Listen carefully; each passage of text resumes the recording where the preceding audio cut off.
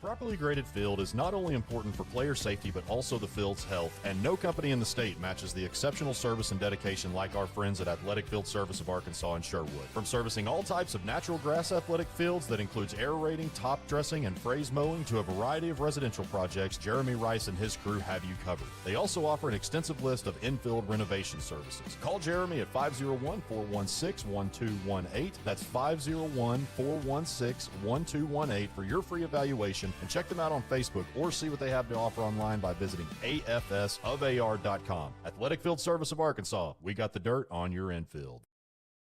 It's not just a house, it's a home, and it's part of the neighborhood and of course part of the community, and you want to build stuff that they'll take pride in. Well, that's where they're making their memories. Yeah, that's right. That's where they're raising their families. Without the bank getting us to that next step, we can't do it. It's nice to be able to call someone at the bank and say, hey, you've worked with us for all these years. This is what we're thinking about doing. Can we pull the trigger on this today? Oh, my stars. It is just so much easier to bank with First Community. I started Arkansas Prep Sports in 2015.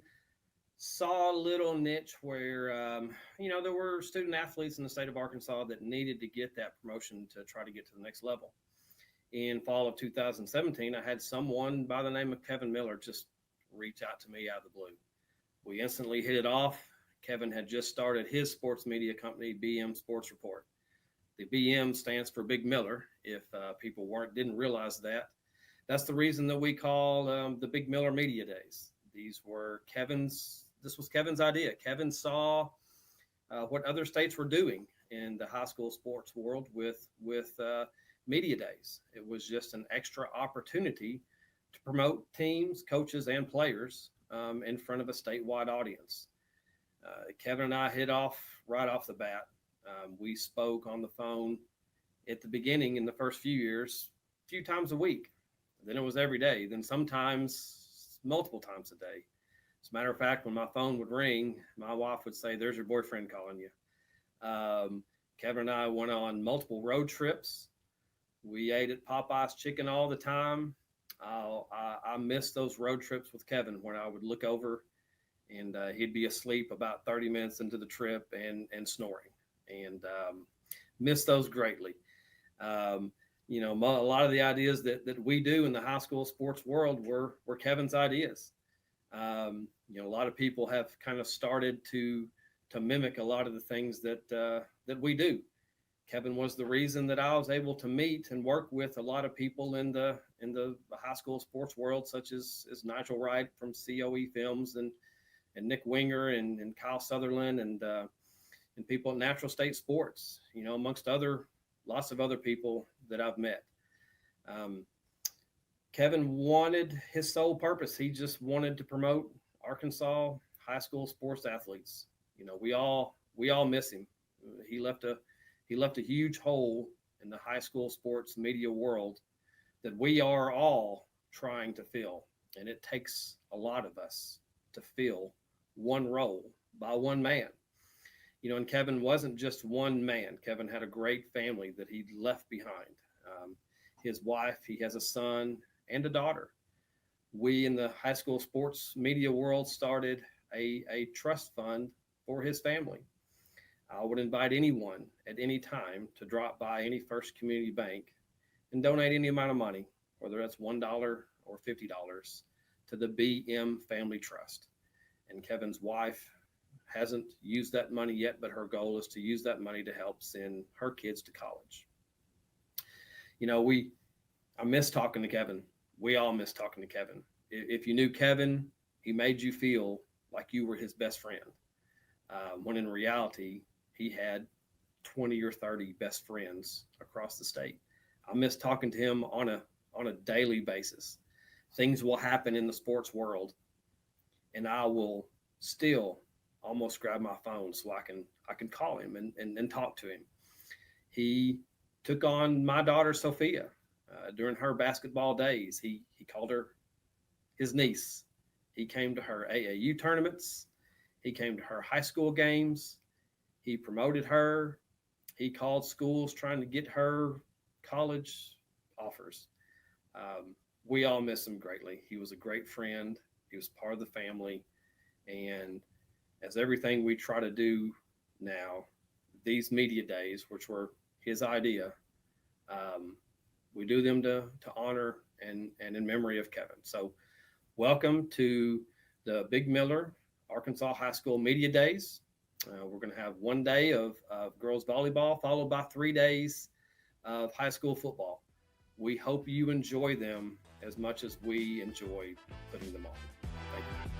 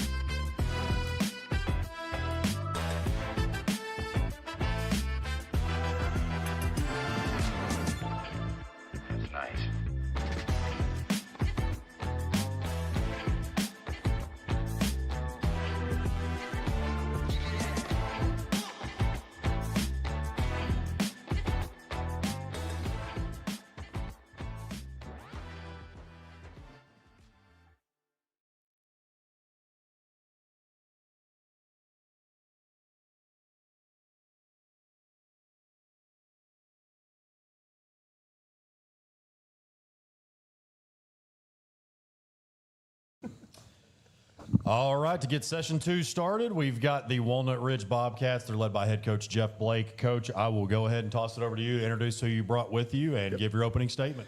Yeah, well, to my left right here, I got Landon Holland. He's an offensive lineman and defensive lineman for us. He'll be a 2-year starter.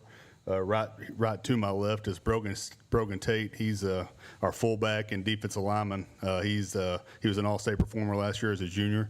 And then to my right here is Jackson Brady. He's a senior. He's a linebacker on defense, a kind of utility player on offense. He does everything for us on offense with the style of offense we run. Our guys have to know everything, so he's one of those guys that just fills in, and we try to rotate guys, so that's what he does. And opening status, I appreciate y'all having us. Football season's right around the corner, and we're excited about the year. We have high expectations each and every year. These guys expect to win. Our community expects us to win, and they fall nothing short of that. They come and work hard every day, and they're ready to get it going. Talking about that offense operating out of the single wing, you got Jersey Cunningham coming back at quarterback. You got a lot of starters returning from a very successful season. So just talk about what the expectations that you have for that group. Yeah, which any offense, you always start up front, and we're normally bigger than everybody up front that we play, and it always starts with those guys. With Ryan Rainwater, Asher Johnson will be filling in for Colin Andrews at the tackle spot, which Colin's at SAU now. Then we have Bryce Bullard, who started at center for us, Landon, who started at guard for us, and then Trevor Augustine, our big 6'4" tight end. He started tight end for us last year, and then we have Corbin Gilliams, who will start and take over for Jonathan Hughes from last year. So it always starts up front with them. Jersey, he's a 1,000-yard guy that we had last year. and he missed 2 games last year with injuries. So he's one of those guys that can just take the top off of defense, and he's one of the faster players on the field each and every week that we play. And we're looking for him to have big things for us, along with the other guys on offense. And to the players, we'll start over here on the right. You guys started 4-0, and then it was just kind of a little bit of a roller coaster after that. What were some things that you learned to really take that 4-0 start and just kind of continue that and play a little bit more consistently throughout the year? I mean, it's just about the grind of the season. You just got to stick to it and stick to what you've been taught and keep following your coaches. Football is football. Things are going to happen. You just got to keep playing, keep your head up, keep your nose down, and keep fighting. Like you said, it's never finished. Always got to keep grinding, got to keep going. Things are going to happen. You're going to lose some, but you got to lose to win. So, that's kind of where we're at. I agree with Brogan. You got to fail to succeed most of the time, and you got to grind. You got to focus. You can't take your mind off of it. You just got to stay on track. What about the defensive side of the ball? Got some returning starters there too, around 5 or 6. So just talk about how excited you are for that unit. Yeah, we returned Brogan, who was an All-State defensive end for us last year, but and then Landon will take over at some D tackle spots. We kind of got to play both ways, just like you are doing 3A. We return a linebacker in Carter Morris, who started for us last year. Jace Blake will start at safety for us. He might end up playing some linebacker. We'll see. And then Jersey, and we have some sophomores that'll be able to step up and play some big time minutes for us, along with two other returning starters are Aiden Jones and Riley Ritchie, and those 2 guys have played a lot of football for us, and Braden Croney. So those guys have made big impacts for us in the past, and hopefully they can just keep going and keep progressing. We just got to you get into conference schedule, and you get the grind of Rivercrest, Osceola, and Newport, and Hoxie, and you get those teams, and you got to be ready to go. Looking at your season opener, I mean, you guys really took care of business against East Poinsett County last year. A few weeks later, they got some things figured out and ended up making another run to the 2A state championship. And so, now there's not really a surprise with them. We kind of know what you're going to get. They got a lot of returning starters. So what's kind of your mindset going into that opener? Yeah, Coach Powell does a great job with those guys. They're always well coached. They always play physical. It's an old kind of 2A conference rival that whenever we were down in 2A, and it's just an old rivalry game. And those kids, they bring in each and every Friday night, and they play very hard. And they're always athletic. Now they're good up front. They should be good up front this year. They return a lot of guys, so it's always a good challenge. Starting off with those guys at the beginning of the year, it's always a challenge, and it just gets you ready for that conference schedule. To the players again, we'll start on the right again. As far as the off season goes, what were some things that you kind of worked on that you maybe took after the season, watched some film, and just kind of did some thinking within yourselves that you needed to improve on that you worked on through the off season? Our big focus is just in the weight room, getting stronger every summer, keep progressing. We've also added in a little bit of passing, but again, that starts up front. But we've tried to do that to help complement our run game. We're heavy run, and the whole state knows that. So we've tried to help complement ourselves with a little bit of passing this summer. I feel like we needed to try to get our minds and our bodies both right. We needed to, as a team, not only me, but we needed to all try to stay healthy, be able to go 100% all the time through 4 quarters. Be ready to play 5 if you have to. And then mentally, I feel like, running through that wall, being aggressive, being able to go fly around, I feel like we're bringing that this year, flying around the football defensively. So I've been in the weight room, trying to get stronger, eating right. I've been working on firing off the ball mostly, stamina, just trying to last and make sure I can go another round if I need to. Coach, looking at your conference, I mean, of course, Rivercrest being one of those teams, Coach Fleming will wish the best to him. As of yesterday, stepped down. I'm going to do some other different things, but Newport's another one. I know Hoxie's been a little bit down, but Coach Sears has overall done a great job there. But we've said many times about multiple conferences. I mean, there's not really a night off, and you guys kind of know what that's like. Yeah, our conference is brutal. We start off with Manila, which they're very well coached. Every coach in our conference is really good, and if they're having some down years whenever it comes to some athletes, they're still going to be well coached teams. Then we go to Osceola, Osceola comes to us. And Coach Hooks, coming from West Memphis last year, they came in our conference last year and they won it. So they're the top dog right now, and that's who everybody's chasing.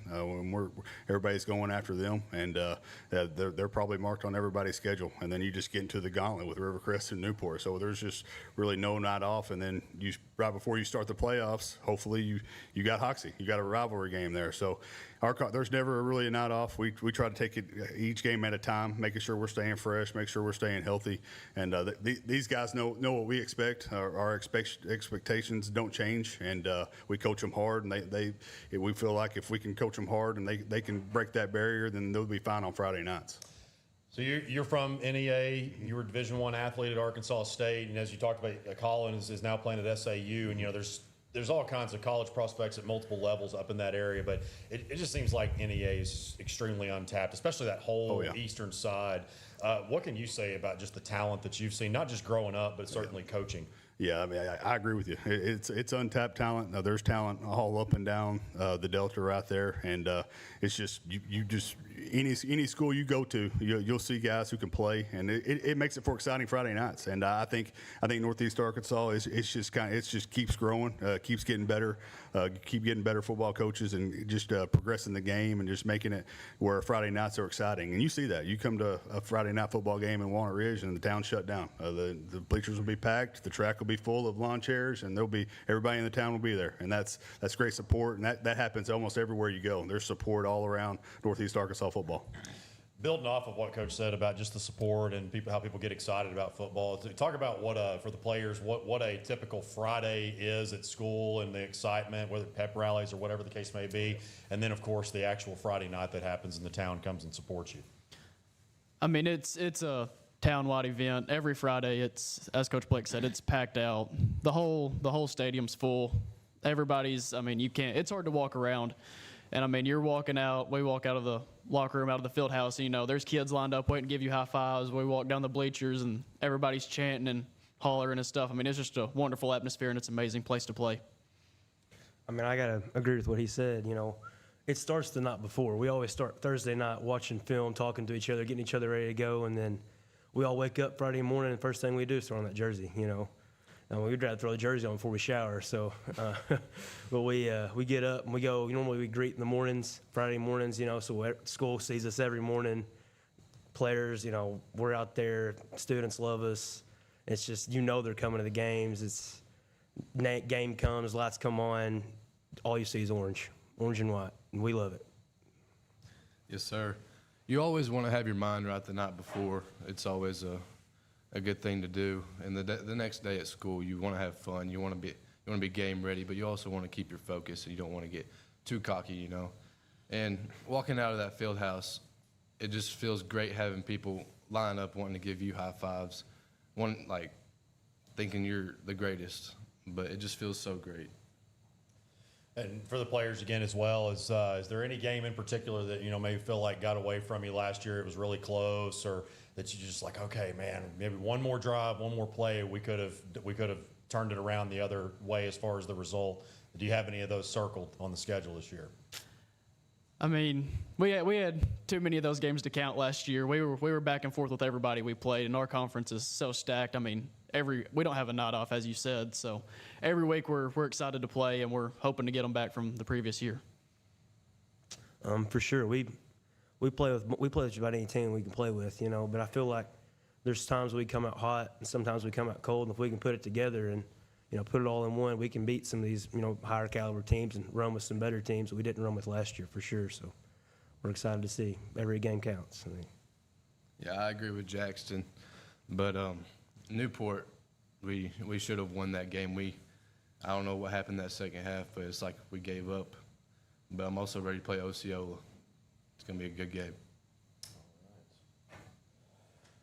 Okay, well, guys, that'll conclude it all. Really appreciate you coming down. I know it was a long trek, but always a pleasure having you. Hey, I appreciate y'all.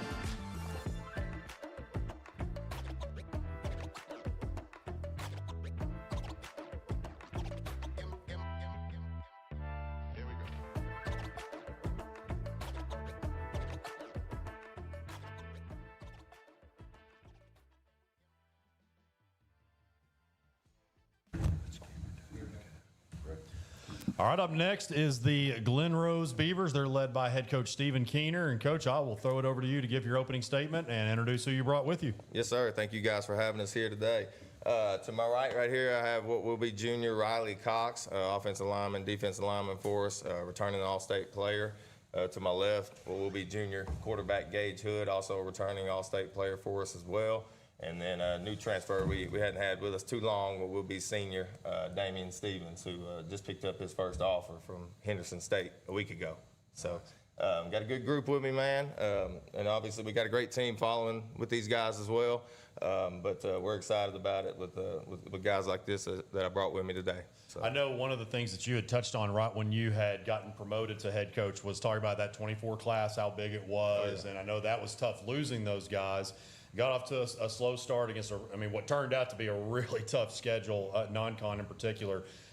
Then I think you went undefeated in conference play, actually. So kind of got some things figured out. I know Gage's development was a big part of that. So talk about having a sophomore quarterback, breaking him in, and then just how the offense and everything really just came together. Oh man, like you just said. We knew going into the year that we were going to be really youth heavy and have a lot of babies that were having to be thrown to the fire early. And we knew it could go one way or the other. It could be a drastic season for us, or things could come together and we could do something special. And these guys grew up, really quick, really quick. And like you said, we try to schedule non-conference as tough as we possibly can, going into conference play. Because at the end of the day, we pride ourselves in playing in November, December anyway. And again, fortunately, the year before that, this young man's brother was a senior for us when we went to the semis, and he got to move up and got really good quality snaps in playoff times when it matters. And this one right here to my right did as well. And he was in 9th grade, and he started that one technique for us on the D-line. Every single playoff game we had 2 years ago as a 9th grader. So they actually had some guys that were thrown to the fire and played big boy ball really before they were ready to play big boy ball, and that was great for them at the moment. And then like you said, for starting off the way we did this past season, and then hitting that growth spurt when it mattered is what we're always trying to do, and they definitely did that. I know only 2 of you were on the team last year. We'll start on the right here. Just what was kind of the message Coach Keener and the staff gave to you guys after that 0-3 start going into conference play with a fresh slate? Well, you just keep going. You just don't stop. Never give up on us. He never gave up on us, so we never gave up on him. Just keep going, no matter what, no matter how it started. Basically what he said, we just had to restart everything and go back to where it started and start winning games again. And Gage, kind of just continuing on with you, talk about how the game maybe slowed down for you a little bit after playing Bauxite, Malvern, and Bismarck. And I know that those were 3 very quality teams. And so how much did that help with your development playing that tough non-conference schedule? The secondary was definitely a lot better than week 1, week 2. And it really just slowed everything down for me when we got into conference play. And Coach, I wanted to ask you too about the Malvern. That's always a really fun game. That particular Absolutely. One, I've had a chance to call a few games out at you guys' place right there off the highway. So talk about just the community of Glen Rose, because that's something you've obviously grown up around since you were pretty much knee high to a grasshopper. So talk about that just from your eyes, growing up around it, and then now being able to coach that team and have rivalries like the Malvern game. Man, it's awesome. Like you said, obviously for the communities in itself, maybe not even 10 minutes down the highway, and of course, you got old heads from each community that whether played against each other or played on the same teams when they were younger. It's always great to have those games like that and bring all the old heads back out together. But then, like you said, we pride ourselves on being a predominant 3A program as well as they do in 4A, and it's really a no-brainer why we don't play the game, honestly. And we took a little stint.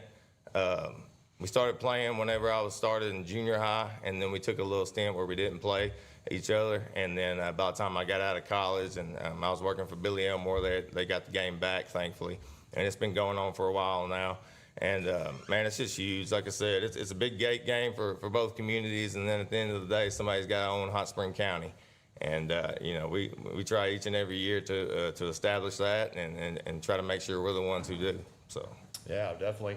On top of the guys that you brought here, who are some other ones that, and again, I know you got about like 18, 19 returning starters, so I know there's plenty you could talk about, but who are some guys that we should watch for on Friday nights that'll also be making plays? And offensively, to go along with all these guys right here, we'll have, pretty much all of them offensively coming back for the most part.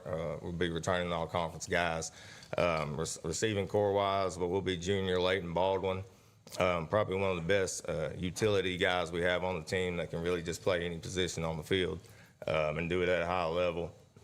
Returning junior DJ Battle plays H-back for us, and kind of morphed to moving him to a little bit of running back. And big, had a great offseason. He's put on probably 10 to 12 pounds of body mass, and he's a downhill runner. And he's had a really great offseason so far, and summer so far, leading into camp.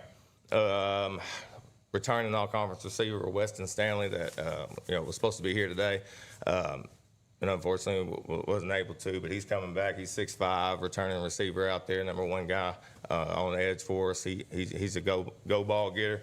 Can go up and attack and bring down any ball we throw to him at any moment. We got up front Sebastian Williamson, another kid that looks like this one right here, just a big, pretty-looking kid, and he's a returning all-conference guy for us as well that played, for the most part, offensive line for us the entire year this past year, but we morphed to moving him to more so interior D-line as well, so he'll be like RC, and he'll play a little bit of both.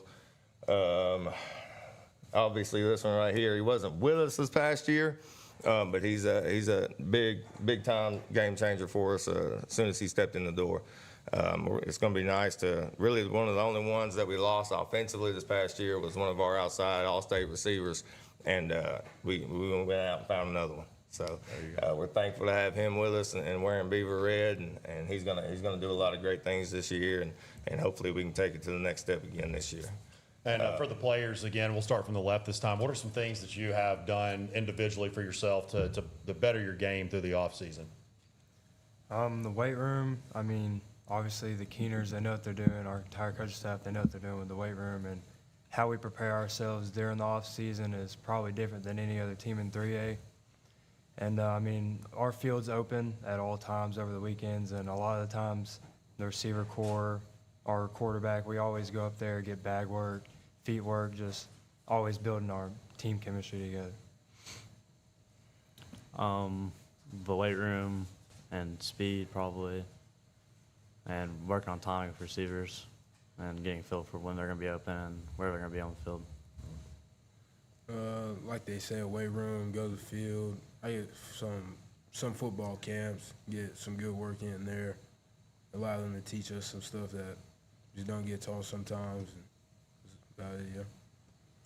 And Coach, you already knew it as an assistant when you were offensive coordinator and everything, but making that deep run in the playoffs a couple of years ago, and then running into a really hot Dumas team in the first round last season.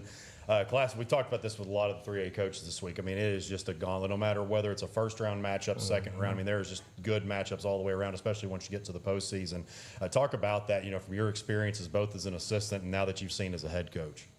Man, it is. It's one of those things where, obviously, everything's got to be clicking at the right time when postseason stuff, playoff stuff happens.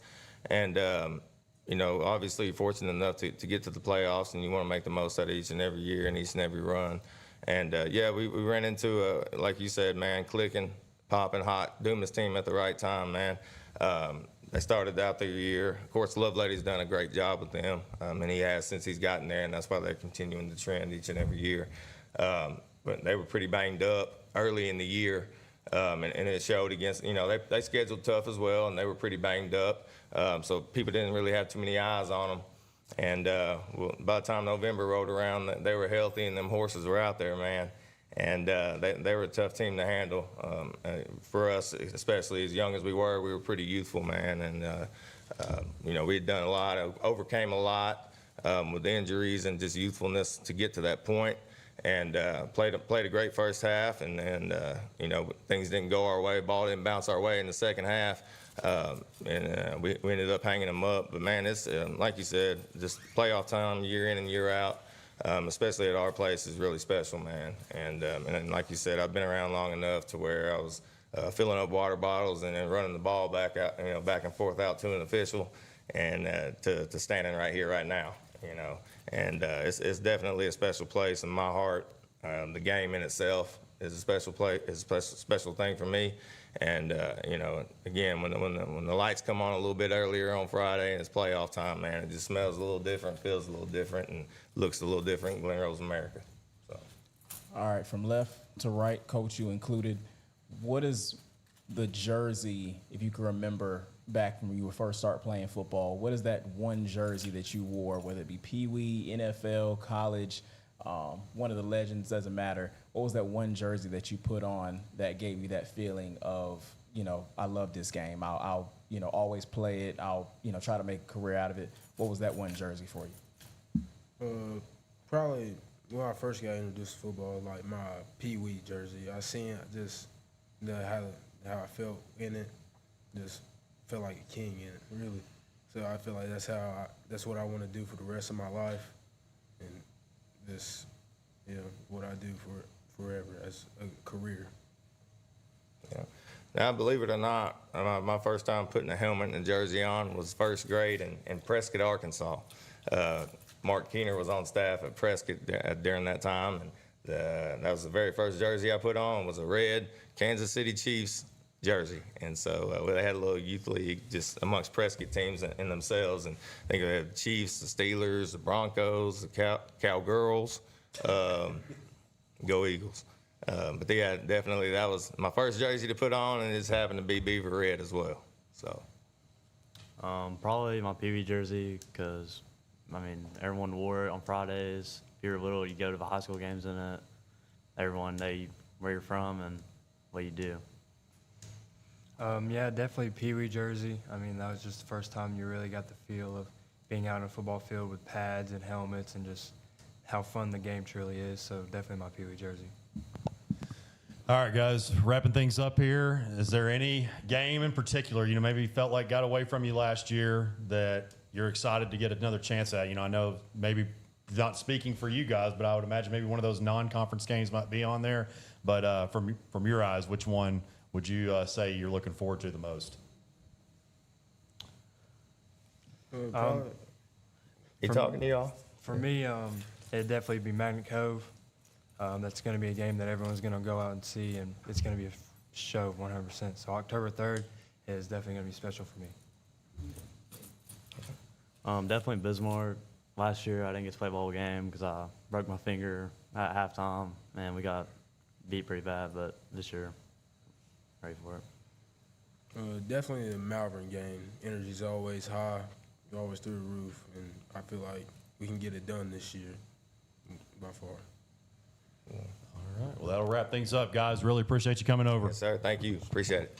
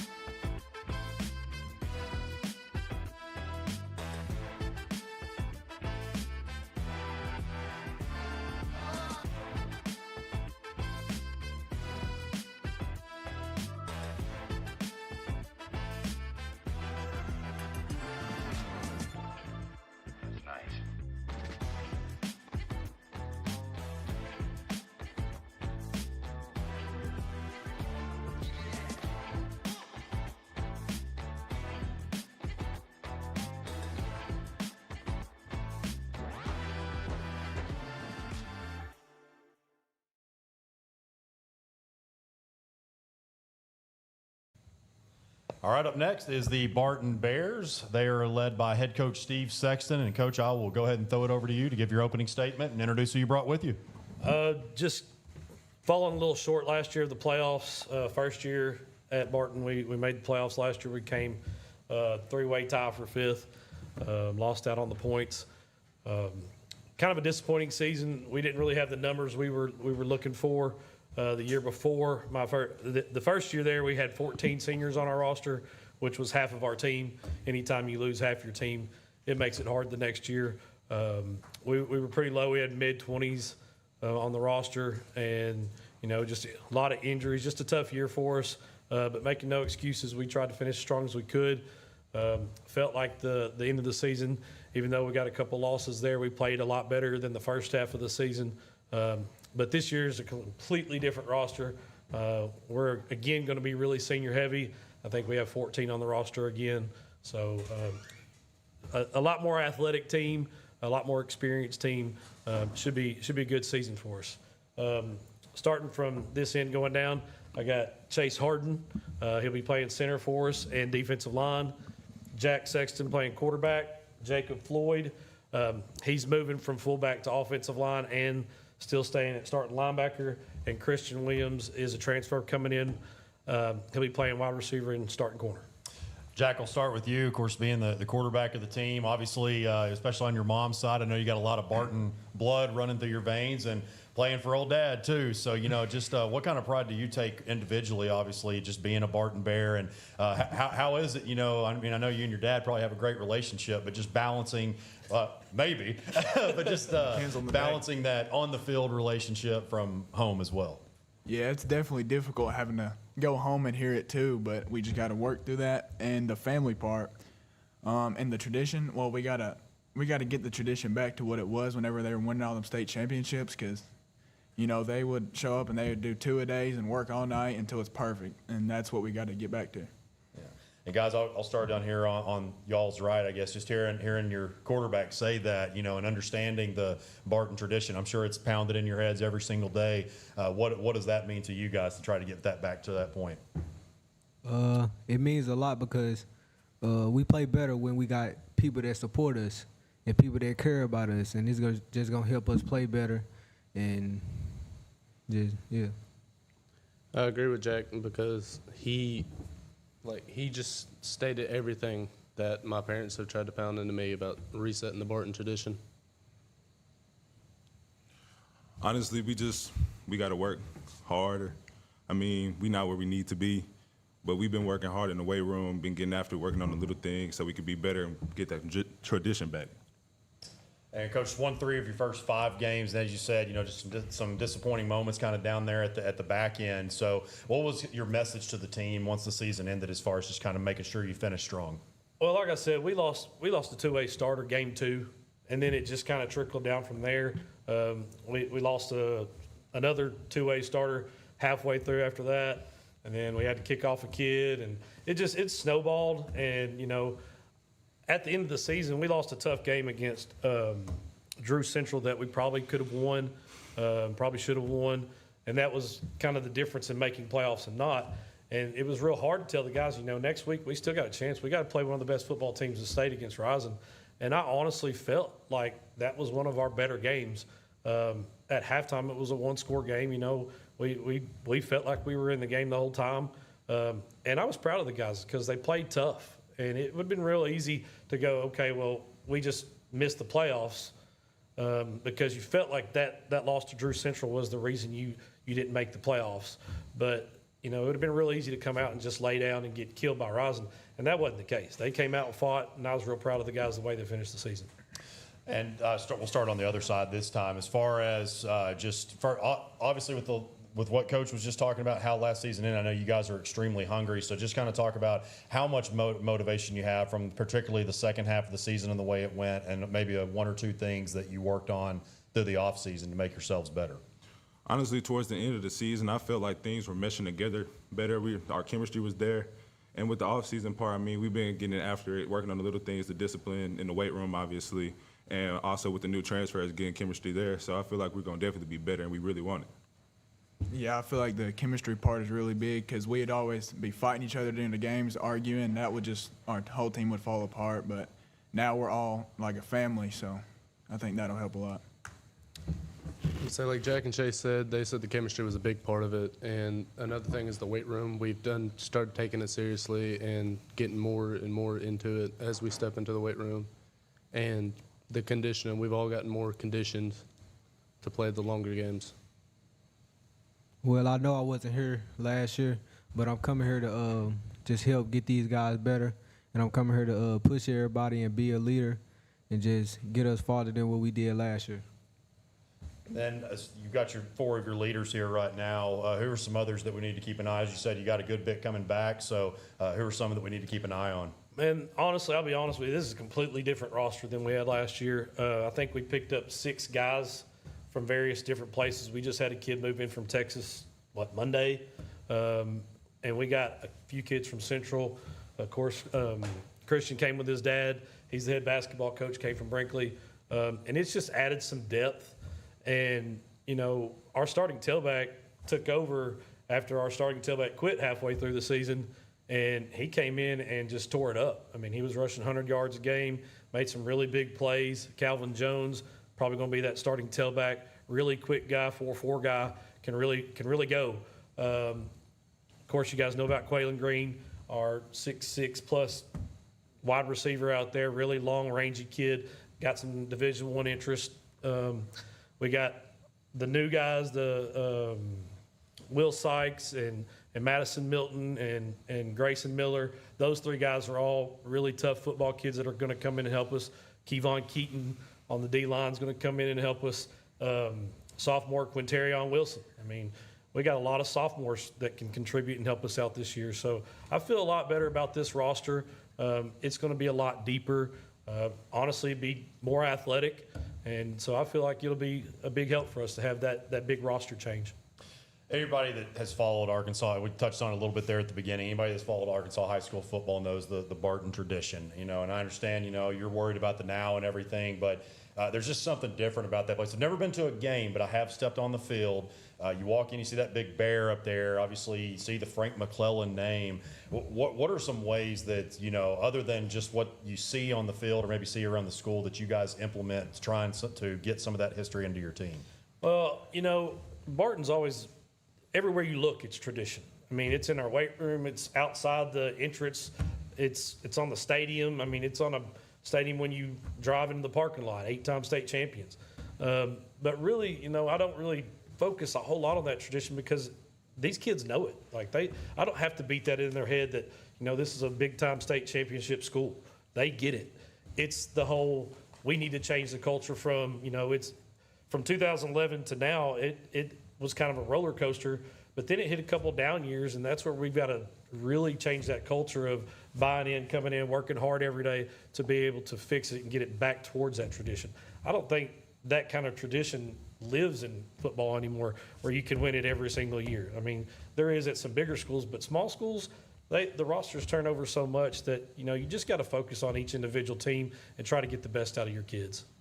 You guys play in a really tough conference. We've talked about, I think, that they 3A multiple times. I mean, you look at Fordyce, of course, Dumas that we just talked about with Glen Rose a second ago. I mean, there's so many that you could go down the line here, and I guess this will be your 3rd year playing in it. So what's kind of your take on it thus far? It's brutal, man. And, you know, once you start that conference schedule, we open with Fordyce, which is, I guess the favorite, but, you know, it doesn't change week to week. I mean, you go Fordyce, then we go Palestine. Palestine's a solid football team. They're coached well. They took us to the wire last year. Fortunately, we were able to make a play to end that game, but they're going to be better. They returned most of their guys. Then you got Drew Central, who was really young my first 2 years, and they're getting older and more experienced and better.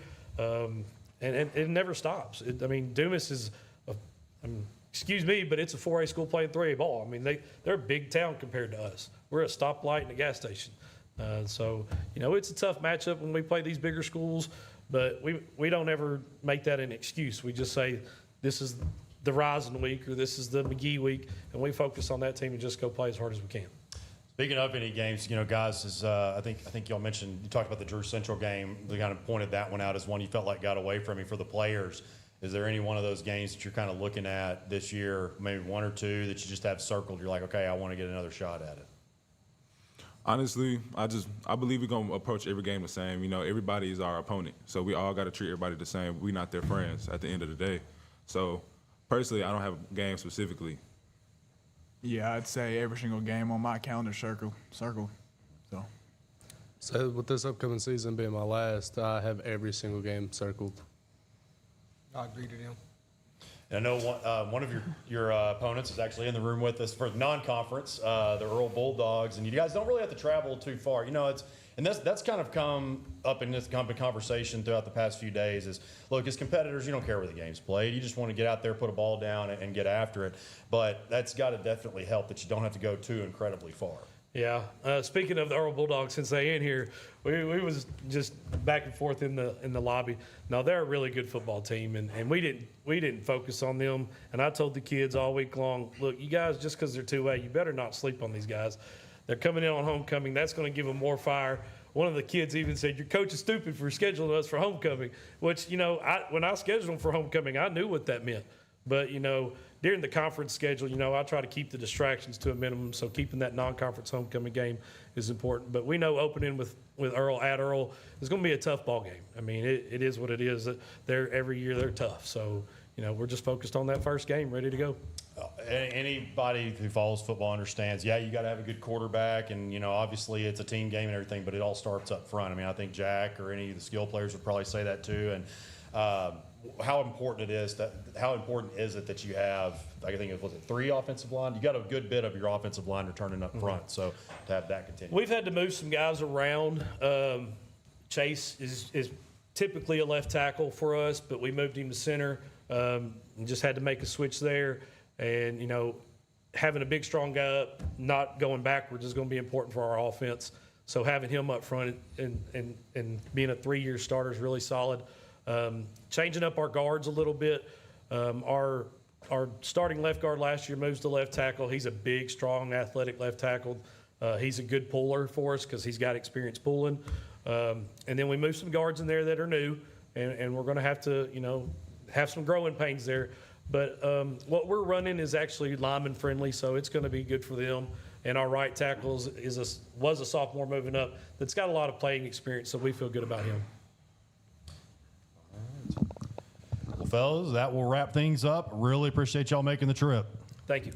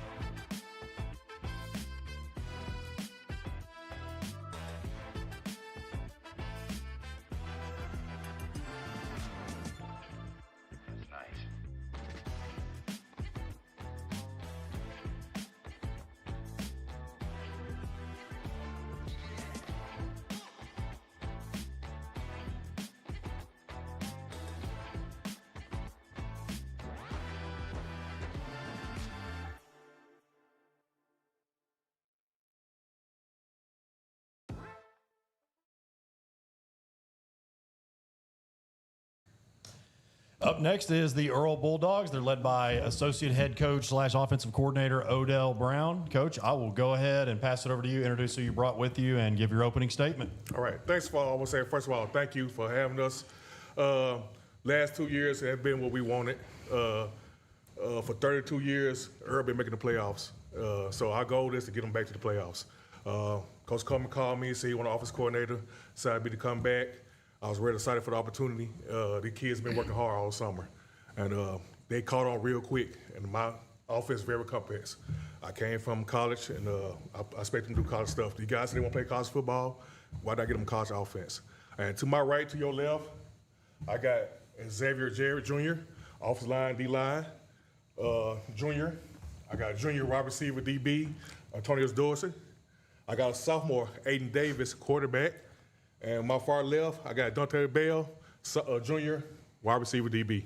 He came from Marion, right? Correct. So 6A Marion. Yes, so, you had some pretty good athletes over there. Yes, you look sir. at Ashton, you look at Carius Kearney. Yeah, Yep. you definitely know what talent looks like. So, I know football's football, but coming over from that big of a school, what are some things that you see at also a very athletic place like Earl? Some of my kids asked me early when I first got there, what's the difference between 6A and 2A? I said, you get the best 6A, 11 6A players and 11 2A players, and they go both sides of the ball, it'd be a good game. The only difference between 6A and 2A is the depth of athletes. The guys going one way. These guys got to go Ironman football. So that's the only difference. And you said one of the things that you're trying to do is implement, kind of a college-type game, really college-type atmosphere. Just talk about how everything you said that the past couple of years in particular haven't been up to Earl standards. So what are some things that you guys have done culturally, schematically? Obviously, schematically, not trying to give too much away, but just trying to make those improvements. Well, things we do is football is simple. Football comes two things, blocking and tackling. That's what we're trying to do. You block and tackle, you win most of your games and take care of the ball. And so we really emphasize that and doing stuff, the small things right, from clapping your hands, being on time, little things right. A lot of times people say, hey, they're a good team, but they're not disciplined. And we try to change that. We want to be a great team with talent and discipline. That's what we want to do. And we'll start with the players. So from the right over here, just listening to what coaches said and then kind of understanding now what is expected of you. What are just some things that y'all have taken from the offseason? Tony, start here. From Coach Brown coming back, it's a blessing. We ain't had no offensive coordinator at first, but now we see how it's gonna go. It's going straight. Oh, it's my turn? Yes, sir. We have definitely learned a lot of discipline and a lot of talent and toughness receiving this coach right here. And way to play together. You can't do nothing without playing together.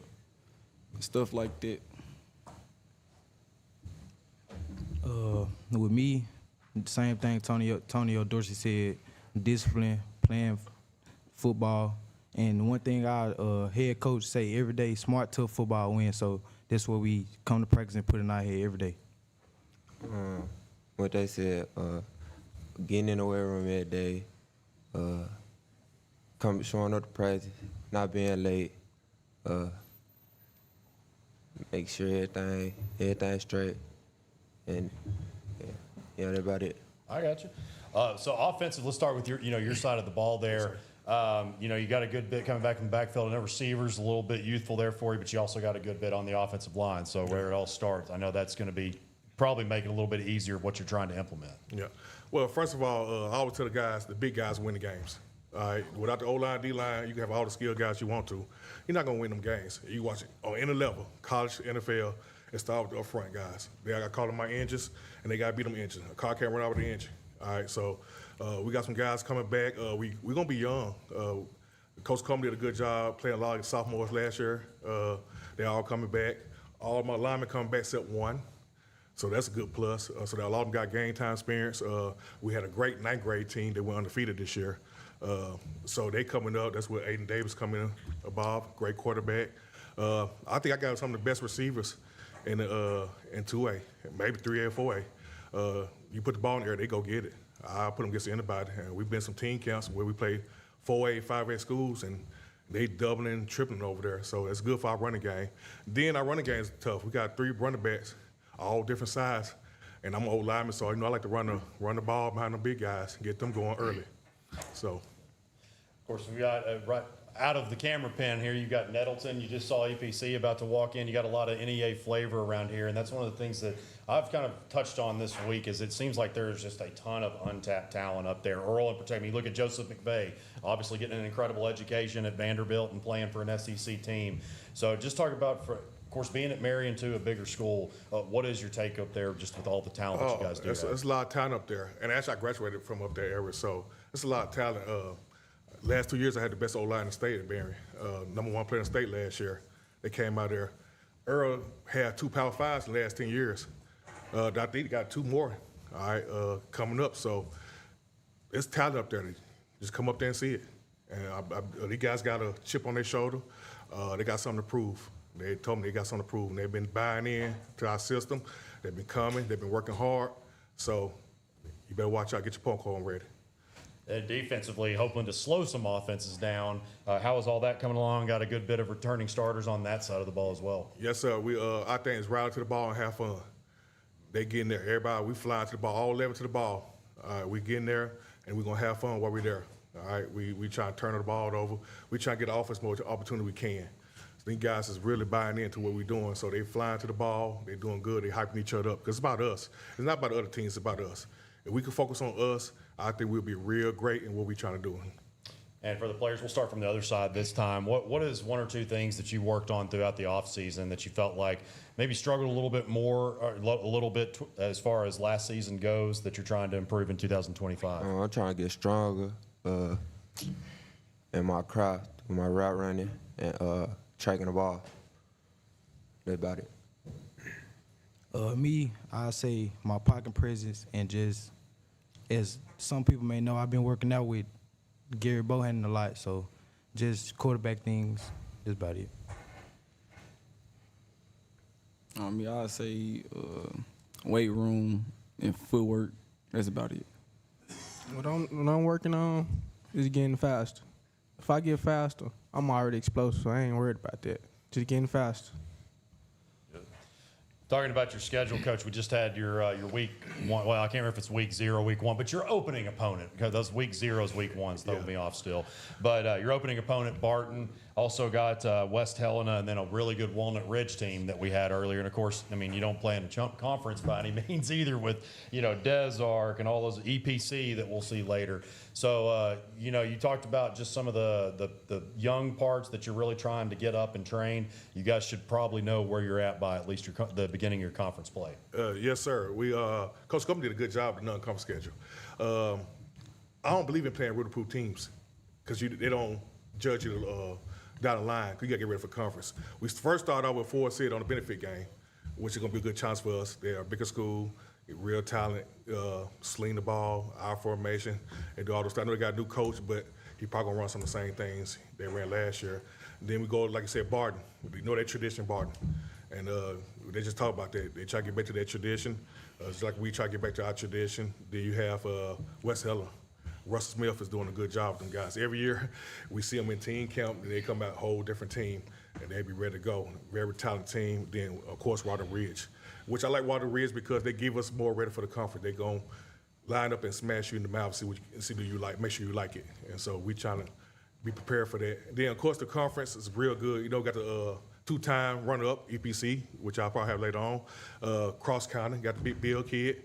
Van Pastor always win where we go. So that's a good challenge. And then that's our tradition as well. Everybody know about the Des Arc Eagles. They always, and they got 5 linemen coming back. I'm an O-line guy, like I said. And we got them linemen in front. They're going to be hard to beat. So we know what's up in front of us, and we're prepared. Like one thing I told you guys, we're not scared of anybody. We're going to respect you, but we're not going to fear you. For the players, is there one of those games, maybe last year, whether it be conference, non-conference, that got away from you that you're excited to get another shot at this year? Man, I'm excited to play everybody. I want everybody. I ain't gonna lie.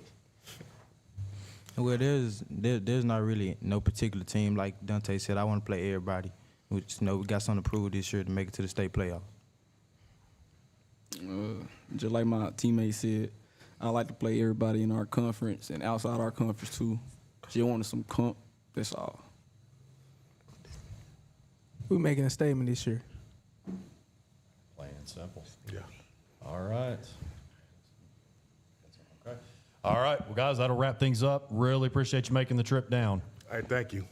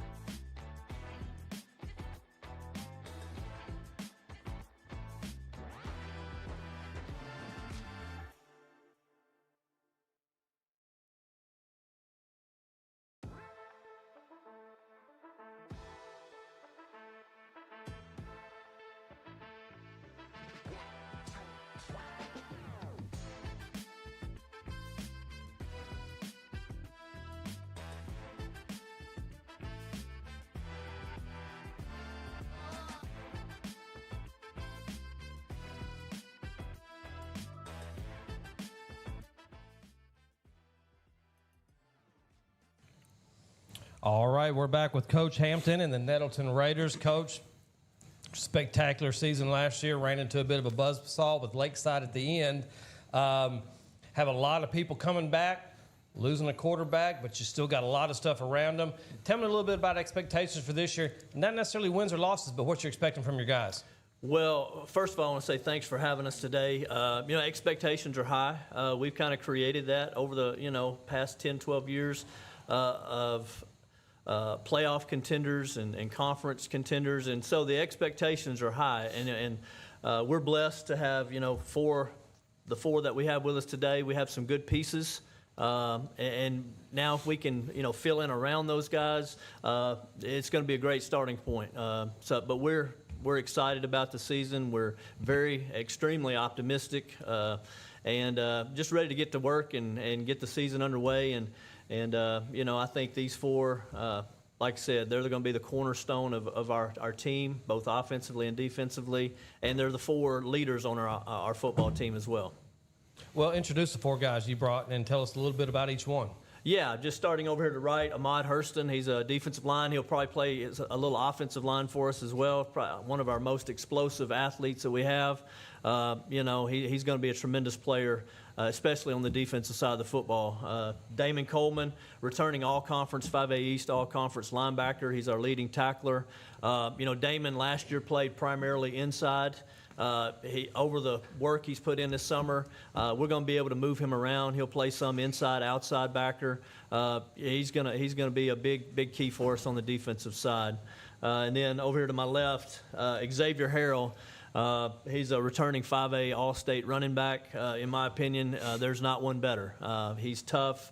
He'll stand up. You look at his legs. He's done the work in the weight room. He's improved his speed over the course of this summer. That was kind of a focal point for him. He's tough, though, and he's a humble kid. I can sit here and brag about him because he probably won't say those things himself, but he's extremely humble.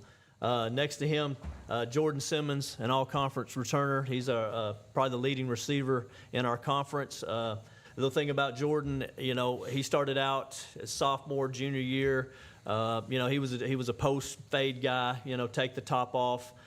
He's really developed as a receiver, being a more complete guy with his route running in the screen game. So he's going to be one of our key weapons offensively. All right. Well, I'd like to hear from all four of you guys. Coach in his opening statement said, there's a reason he brought you. We got two defensive leaders, two offensive leaders. So we start right down here. Talk to us about stepping into that leadership role in the offseason. Not just individual workouts, but also with your position group and team as a whole? Yes, sir. Really just stepping up during, the times when it hurts, when nobody wants to, when people start, bickering at each other. That's the time when I feel like we start coming closer together as a team. Whenever we're pushing each other, or me or one of these 4 guys, or talking to the younger guys and just building them up. Because once we're gone, it's on them. And I truly believe that once us 4 leaders leave, that we'll have more leaders filling the roles. Man, it's been amazing stepping into leadership, man. I've been enjoying it. I've got to incorporate faith into our team and stuff, and it's just been awesome. So, that's all I got to really say about it. Stepping into, that leadership role, it really, you have to take accountability on certain stuff of what players do. Not just being a leader on the field, but also off the field. Also in the classroom, showing the young guys what it means to serve the community, picking up after one another. Not only our younger guys picking up, but also the older guys. Holding everybody accountable for what they do. So, that leadership, man, you gotta have a different type of mentality, different type of maturity to be able to lead on the field, because you got younger guys coming up looking at you. You being a leader, you got to set the example for what you want your team to be after you leave. Coach, you really have to appreciate a lot of those words coming from the guys, not just leading on the field, but off the field and community service and everything. Tell us a little bit about, let's start with the defensive side. You got two of your best leaders, but, what other names are we going to hear on the defensive side of the ball? Well, defensively, we're going to return, 7 to 8 starters on defense. So we've got, should have a good unit on that side of the football, starting with these 2, Damon at linebacker, Ahmad on the defensive line. But we also return our other 2 starting linebackers, Xavier Johnson and Marshawn Smith. Xavier was our number 2 leading tackler last year behind Damon, so he'll be back. So we have our core, linebacking core back. Defensive line-wise, we've got Keyshawn Washington, who was a starter for us last year at one of our ends. And then, on the back end, we've got Kylan Hendricks and Desmond Copeland will both be back in the secondary. And both those guys played a tremendous amount last year. And then Torrance Spinks, he plays an outside linebacker or strong safety for us. So, we feel like we've got some experience on that side of the ball. We're going to have speed. We're not going to be as big as we were last year. But we should be able to fly to the football. We're going to count and rely on our speed a lot. And then we got some young guys that'll be sophomores that are going to step in and play, some key spots. Darius McHouston is one that's had an outstanding summer, that's prepared himself to be able to step in and play on a Friday night. So we're excited about that side of the ball. We're going to probably be a little more attacking style this year and try to get after you and try to create more turnovers, create more opportunities for our offense. Xavier, you're really gifted. You're fun to watch on the field. But even you as a running back knows you're really only as good as that offensive line, right? Yes, sir. So tell us about the 5 guys. Tell everybody who's watching and listening. Tell us about the 5 guys you're going to be running behind and just how much those guys are your best friends. With our old line, they was all seniors. So we got a couple new guys coming in, upperclassmen. But they're willing to work. They're working hard.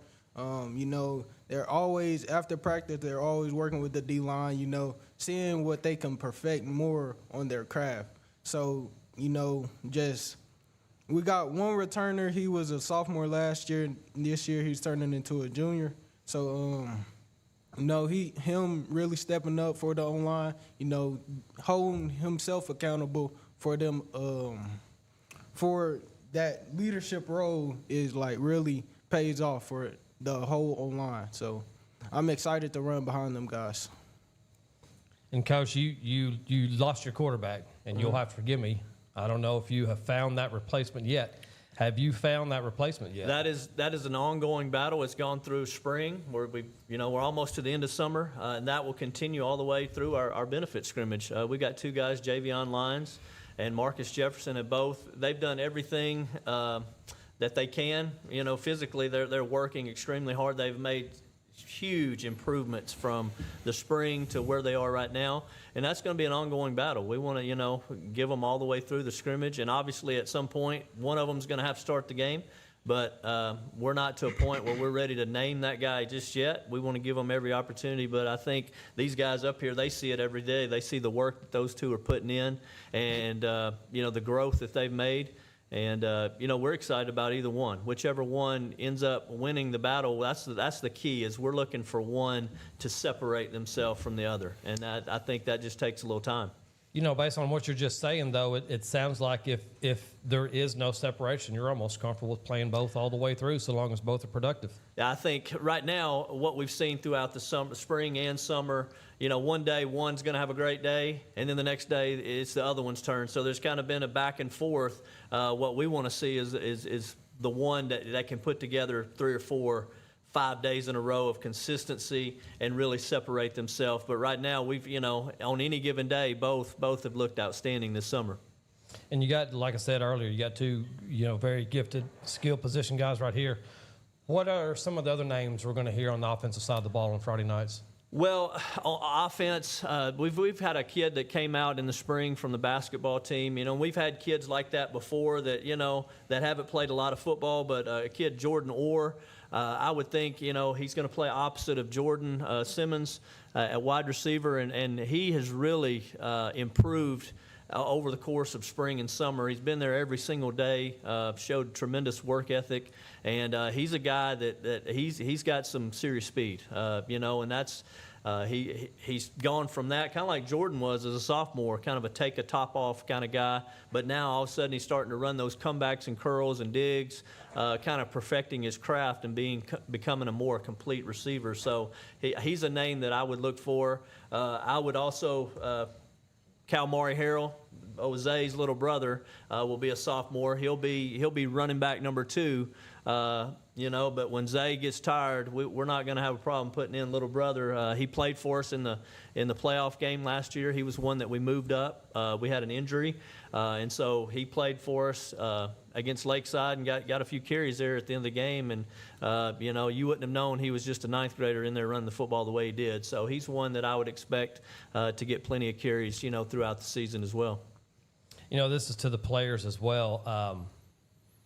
And me, originally being a Northeast Arkansas guy, I think I know the answer to this question. We ask a lot of teams. What's that one game last year, guys, that you were right there, kind of slipped through your fingers, that you just can't wait to get back on the field and play again? Valley View. Valley View, Hardin, BB. Everybody we lost to, it was just honestly our faults.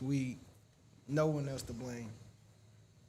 Again, Coach, you got to like hearing words like that. It was our fault, no one else to blame. Yeah, in those games, BB was a non-conference game, came right down to the wire. There were some plays that could have been made, and we just didn't make those plays, and I think those guys understand that. It was a good growing moment for us at that point in the season.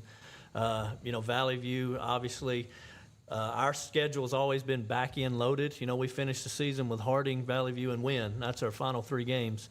And so it's a tough stretch. And so you better be physically and mentally tough to get through that stretch. And, we went into Valley View, and we played them right down to the wire. It came to, I think we lost by less than a touchdown and had a chance to win the game. And, it was a dogfight. And I think, if we get to that point again in the season where the games are that important and that meaningful, that means we've taken care of things up to that point. So I know all these kids, they always look forward to that ball game.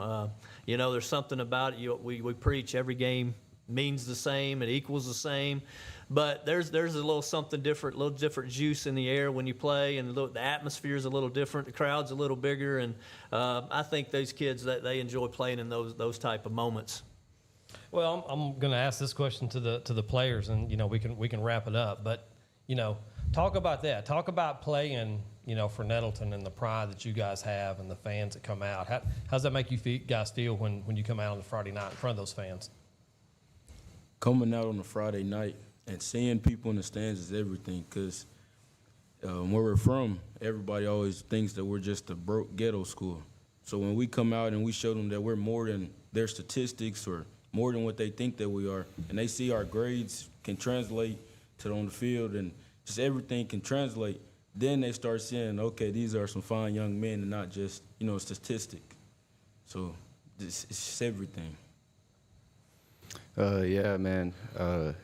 I think it's just awesome coming out on Friday Night Lights, man, because we've been playing together for years. So I know, like, all the parents and it's everybody. And we're all a family. So, man, I think it's really exciting. Like Amal was saying over there, it's really a surround feeling, just, always having doubters, try to criticize you for what school you go to or, like, how big your school is or how much money your school intakes, when it's not about all that. It's about coming together as a community and, just holding each other accountable and just, fellowshipping with one another. Because everybody don't come from a big house or a big home or anything like that. So just for us to come together and just be at one school as a community it's really everything. And seeing everybody in the crowd, it's really a surround feeling. Playing for Nettleton has been the best experience of my high school career. These guys, we all started off as just strangers at one point in time. Now we all seniors and we playing the game that we love as brothers and a family. So Nettleton has been the best experience. Coach, I'll let you kind of finalize it here. This is kind of a follow-up to our earlier conversation, but your two quarterbacks that are battling, do those guys have the same style, or are they different styles? If you choose one, are you going to have to slightly change your offensive playbook, or what does that look like? No, I think they're similar in a lot of ways. They both throw on the run extremely well, so we're looking to get those guys out on the perimeter. I think Marcus is a little more physical, so he may be a little more inclined to be involved in the run game, especially inside the tackle box. So in that regard, I think there are a little similarities and a few differences as far as the run game goes. But we wouldn't have to tweak a whole lot. We would include Marcus probably more in the run game than we would Javion. But both of them, are great leaders. I think all these guys, respond to either one of them, and it's a healthy competition. They're working to make each other better. And so we're excited. We're excited to see, how this plays out. I do want to say this. I hope you've gotten a kind of a glimpse of why we're excited. These guys, this is not something that's scripted or planned. I mean, they speak from their heart. And I think Damon alluded to it earlier. There's something special happening on this team.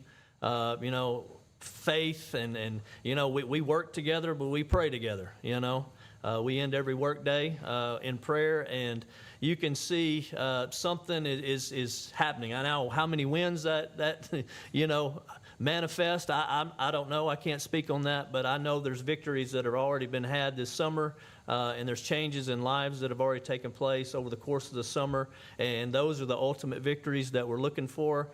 And these guys have been a huge part of that. They play a huge role in that, and they have a hunger for that. And so that's been probably the most gratifying thing as a coach, to see it being player-led. It's one thing for a coach to generate that, but for when Damon or Ahmad come to me, Coach, can we pray as a team every day after practice? Absolutely. And so there's something special going on with this group, and I'm excited to see where it leads and see how it plays out over the course of this season.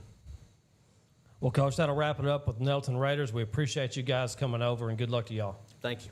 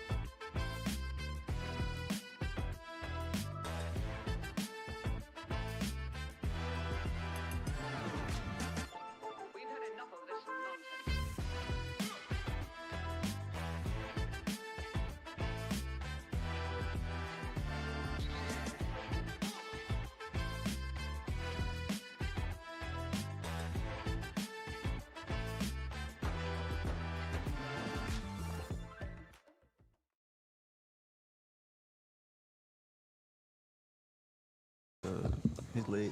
All right, going to switch it up a little bit.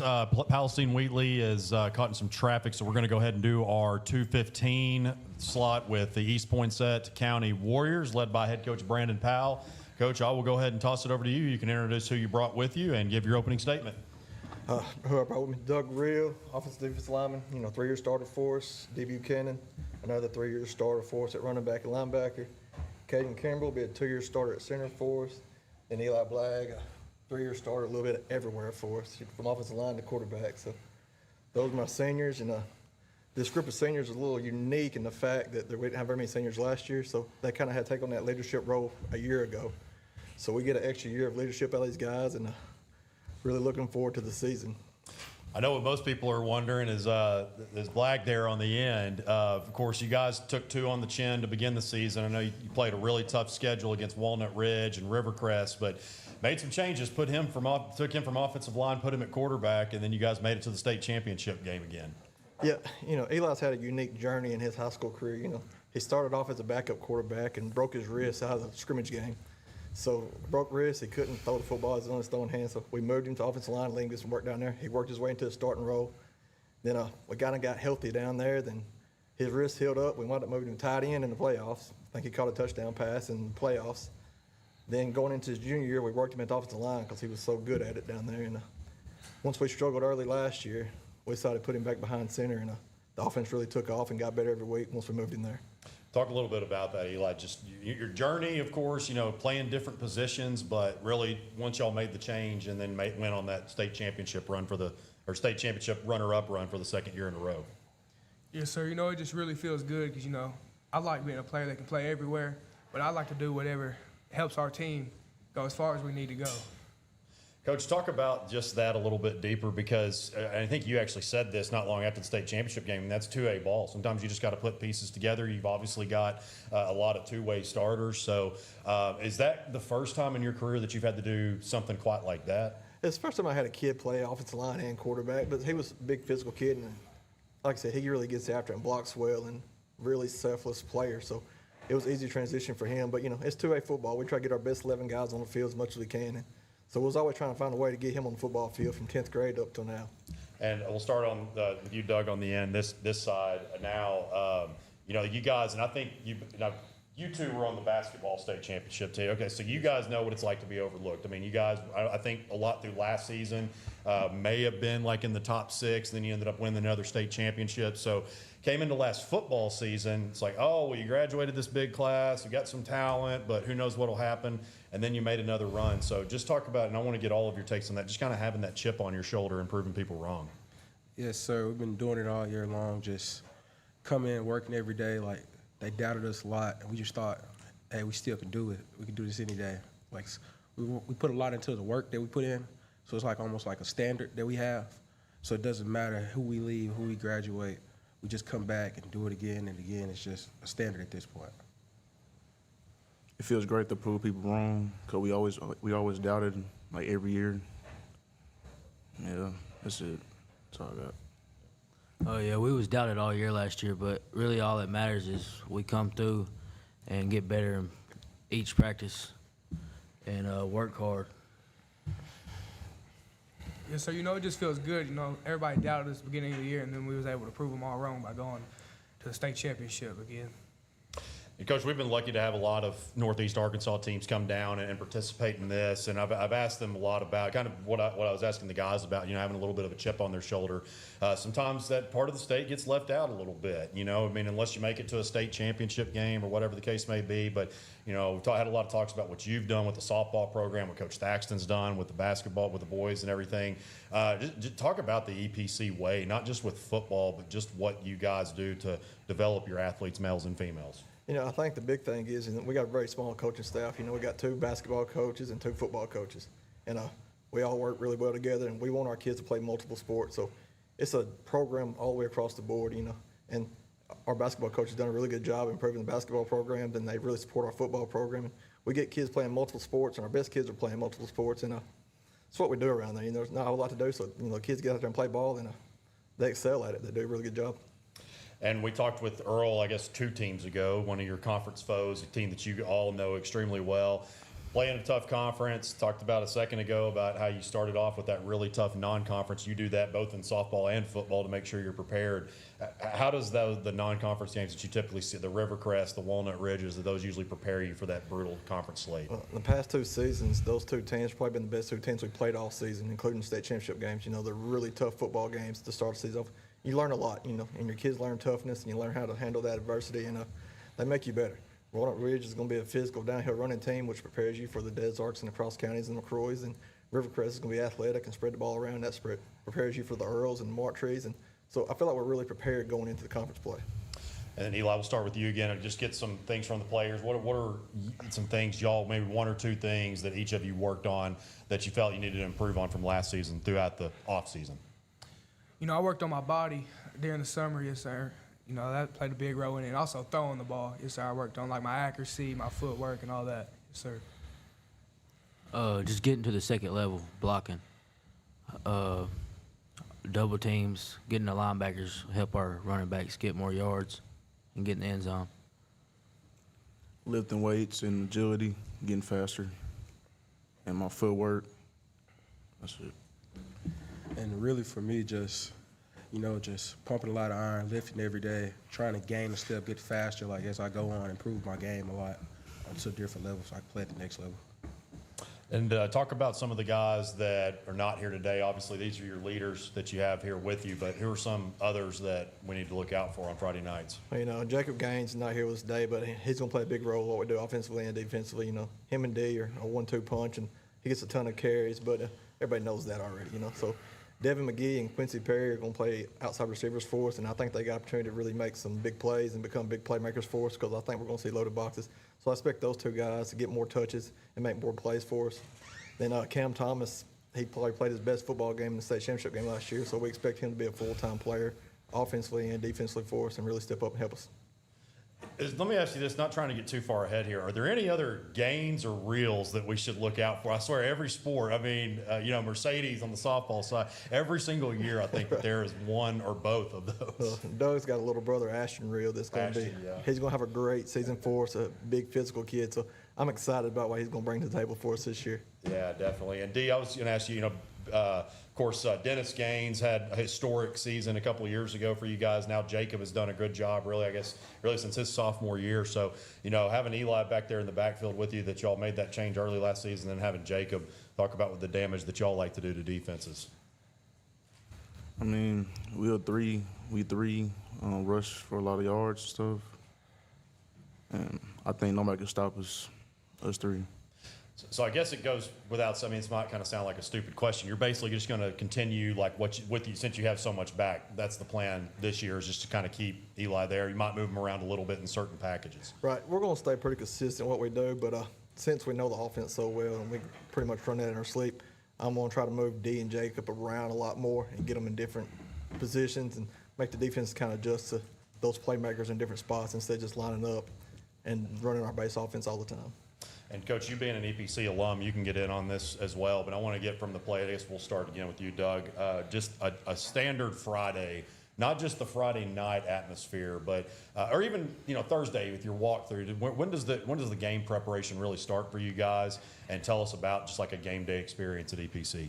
Well, it really just starts the becoming Monday as we're watching film. Like, preparation is everything with us, and like just as we go on through the week, just preparing. And as far as the experience, it's must-see TV. You just have to be there to feel it, It's just like football is everything. And it's a lot. You wouldn't want to miss it. Yeah, what Doug said, we're a heavy football team, and we lift a lot. We like lifting, then we watch film. And we get ready for Fridays and play the game. Really, our Fridays not start on Monday at practice. We prepare all week, run against defense that we're going to see, and we try to adjust to everything that we're going to see. Yes, sir. Like the others said, we start on Monday. Like, we prepare, get our scheme down. We watch film on the other team. We work over what our defense is going to look like that week and all that. And then Friday night, just feels, the atmosphere in there just feels great. My favorite thing about game day is probably our team meal at 4:30 at the church. That's a home games. We're going to eat at 4:30 at church, and we're going to leave there and come back to the high school and start getting ready. And about 5 o'clock, the juices start flowing a little bit. We start getting guys taped up. But, 6:30 we come back in. Then we wait for 7 o'clock. And, it's an exciting time around LaPanta, Arkansas on home games. All right, guys, before I send y'all off, any game that y'all have circled, maybe one of those non-conference games that slipped away from you early on, or just any in particular that you have circled? I'd say Conway Christian, most definitely. I say Cross County. Cross County. I'm looking forward to Cross County, and come playoffs, and Conway Christian's there, we want them again. All right. Guys, really appreciate y'all making the trip down. Great job.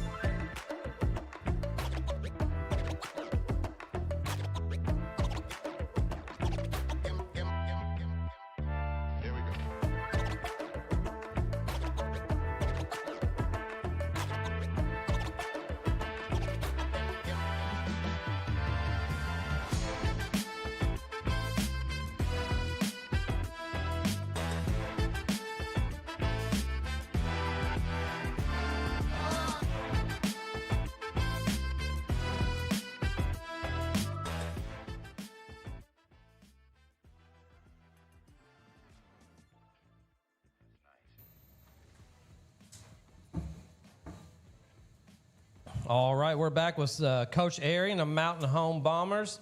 Coach, great season last year. Another great season for Mountain Home. You guys ran into a buzzsaw there at the end, like a lot of people did with Greenwood.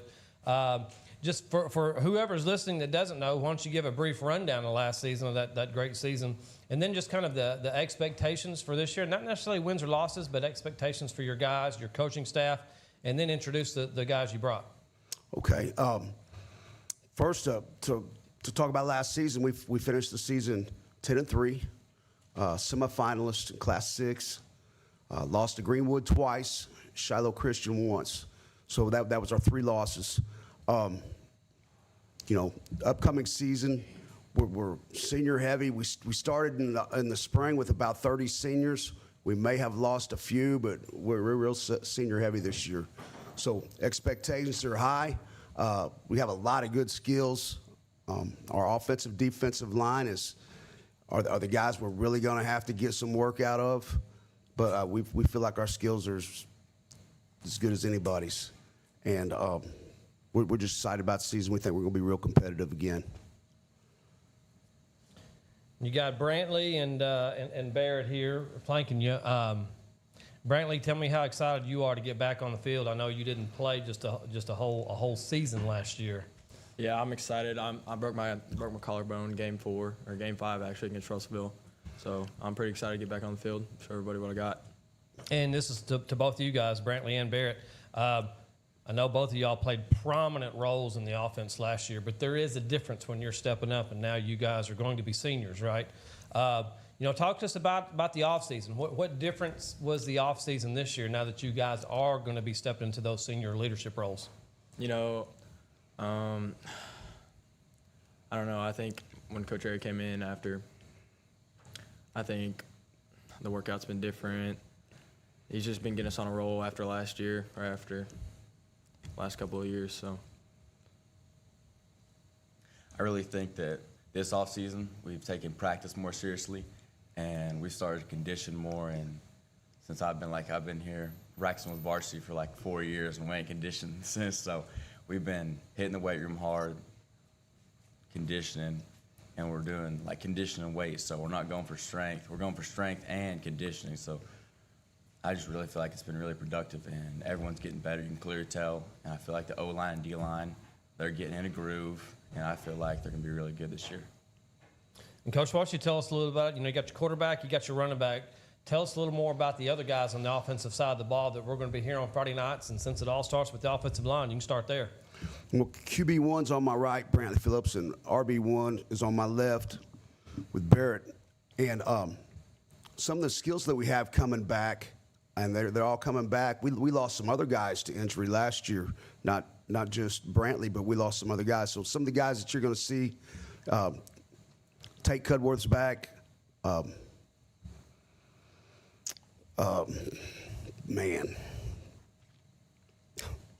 Tate Cudworth, Gus Wilbur, Carter Atkins, Caden Dotson, Drew Vigna is back from injury. I feel like I'm missing a starter. But those guys, we're going to be hanging our hats on. And then we got Connor Schultz, Jacob Bellamy, Elijah Hillstrom. We were deep at the running back position as well. And we're just excited about our skills. And Coach, per Mountain Home historian Dylan Connolly, you won more games last year than 14 of the 24 coaches at Mountain Home. Now tied for second in school history in wins. And I know that coaches are not necessarily about those numbers individually, but when it comes to your program overall, and I know you get this question from me pretty much every year as you guys just continue to build, but literally building this program from the ground up to becoming a 6A semifinalist last year, and the players, you can get in on this too. What does that mean to hear those type of numbers for your team? Well, when we came in, we took the job over. Me and my staff said it was dumpster fire. There's no way to rebuild it. It's just there's a million excuses why people can't be successful, but you got to find ways to be successful, and it all stems around hard work and investing in the program. And I've surrounded myself with good people. Our players are bought in; they're working hard. Our coaches coach hard. They work the whole month of June free, and they work extremely hard at it. And then I want to talk about our parents and our community. I mean, they're bought in and invested as well. But hey, we're not listening to anything. We don't have any excuses. The only thing that we know what we're going to do is we're going to work hard, and good things happen when you work hard. And Coach, all great coaches will say, I'm not a great coach unless I've got a great staff. So tell us about your offense coordinator, defense coordinator, and other guys around you. Right now, I'm running the defense. Coach Acklin is running the offense. I brought him in from Missouri. My son, Ian Airy, just got hired on. He's the new guy in the weight room, and we've kind of changed things up a little bit. We're more movement-oriented, fast twitch-oriented, and we're conditioning a little more. And we feel like our kids are in pretty good shape right now, and that's good. And then we got Chris Cudworth, Kyle Stevens, Blake Hendricks, and Cody Aldridge on board as well. And I'm just telling you, my staff works hard. They all work really hard. And I'm just blessed to be a part of these guys. They make me better. You're right. Surrounding yourself with the right people is the key ingredient to it. And, tell us about the defensive side of the ball, Coach. You said you're a defensive guy. So what schematically do you run, and then what players fit in that scheme that the names we're going to be hearing on Friday night? Well, we feel like we're pretty much a multiple scheme. Some nights we're playing predominantly a nickel package. Some nights it's a four-man front. I think in the duration of the night you're going to see a four-man front, a 3-4, and you're going to see a nickel. I think you're going to see all three things. Obviously, the best thing about defense is having guys that can run. You're going to try to surround yourself with people that can run and have a little bit of that dog personality about them. You want some guys that want to fly around, people that want to hit, people that want to fight a little bit. It sounds like if you're running multiple schemes, it sounds like you probably got some guys that can really play all over the field in multiple positions. Yeah, and when we think about that, Barrett's a 4-year starter, so he kind of knows how the back end operates. He's going to be a guy we count on a lot to get our back end right. And then Caden Del Soto was a linebacker for us, and he sets the box, and he can make all the automatics and the checks. And we've been really good this summer, and a lot of us due to Caden Del Soto. Blake Vacco was back. He's one of our leading tacklers. We got a couple other DBs. Hunter Estes is back. He was our leading tackler last year. And we got some guys back. We're going to be able to fly around a little bit, I think.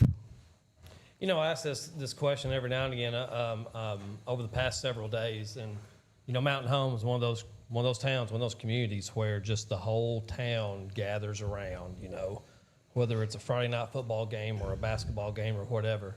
Bear, we can start with you. I want to hear from all three of you guys. But, just how special is that to play at a place where literally the whole town will be covered in blue and yellow?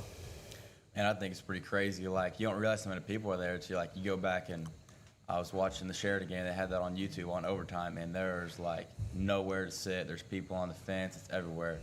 And the noise, it's crazy. And everyone's loving on you after the game. We go out, walk towards the locker room. There's families coming and talking to you. You don't even know these people. They're watching you, and they're just congratulating you, telling you how good you are. But, yeah, I think it's amazing. We got amazing people, amazing fans. Yeah, it's just incredible when you're running out the tunnel and you look up at the stands and along the fence, and there's just no bare spots. And like Barrett said, you don't even know these people. You don't know half these people. You've never met them in your life, and they're coming out here and supporting you. It's just incredible. And follow up on the same, Coach? Yeah, we got quite an investment out of our community. Mountain Home's considered a Class 6 school and one of the bigger schools, but it's got a small town feel about it. And I don't want to say that the town shuts down for football, but there's a lot of people watching football on a Friday night. If it's not at the stadium, they're in the restaurants and everything. Everybody's got the game on. It's a good feel right now for Mountain Home football. And I'll kind of wrap this up, and this is to both of the guys. What's that one game? And it might be one of those two losses, right? It might be. It may not be. Maybe that other game that you won, but you just can't wait to get back on the field. But what's that one game, right, that you just can't wait to get back on the field and play? And Barrett, I mean, as soon as I started asking the question, you were just grinning ear to ear. Yeah, I mean, I got a couple, of course, and Harrison's obviously the big one. You got to win Harrison. That'd be a sweep for me, sophomore, junior, senior year. But I like Lake Hamilton. I like that game because sophomore year it got away from us a little bit. I take that upon myself. And last year we had them good, but I think we just need to nail them. I think we do too. Yeah, I think Shiloh, we played great in the first half, and we were neck and neck. We came out the second half, and they obviously outplayed us, so I'm ready to get that one back. And Coach, how's that make you feel? Just knowing that he just said, hey, we had that game at half, and we just kind of let it slip through, and they outplayed us. Knowing that your quarterback is right here, shouldering responsibility and saying, I'm ready to get back on the field versus Shiloh Christian. Well, I'm glad he thinks that way. And obviously, when I look in the mirror, I blame myself. I think I probably let the game get away from us as well. So we've got some improvement to do, and kids obviously have different opponents they like to play, and we try to preach we don't like anybody, and I like all those games. I did want to ask the players real quick. I guess when Coach Airy took over, you guys were like sixth grade, something like, going into junior high, something like that. Kind of talk about what your mindset was, because look, the program was on 20-something game losing streak at that time. What was your mindset at that time? Like, did you still want to be a part of that, like football, or like was it really kind of once things got going again and they started really going in the right direction, did your mindset change more positively? Well, I think that, just being that young and seeing how, because you'd go to a game every Friday night and you leave at halftime because you knew you weren't winning. And as soon as Coach Harry got in there, you're staying, watching the full game, watching these kids. And I'd even go to some of the practices and watch them work and just seeing Coach get on them and wanting, them to do the best they can be. And I just wanted to be a part of that. And I really wanted to sit close to Coach and win some games with him. Yeah, just seeing that at a young age as well. I never actually wanted to stop playing football. So even if we were losing or winning, I'd still want to play football. But when Coach Harry did come in, the whole program just changed dramatically. It was amazing. Guys, know it was a long trip. Really appreciate you coming down again for the second year in a row. Thanks for having us. Thank you. We get a good pick. Y'all stand.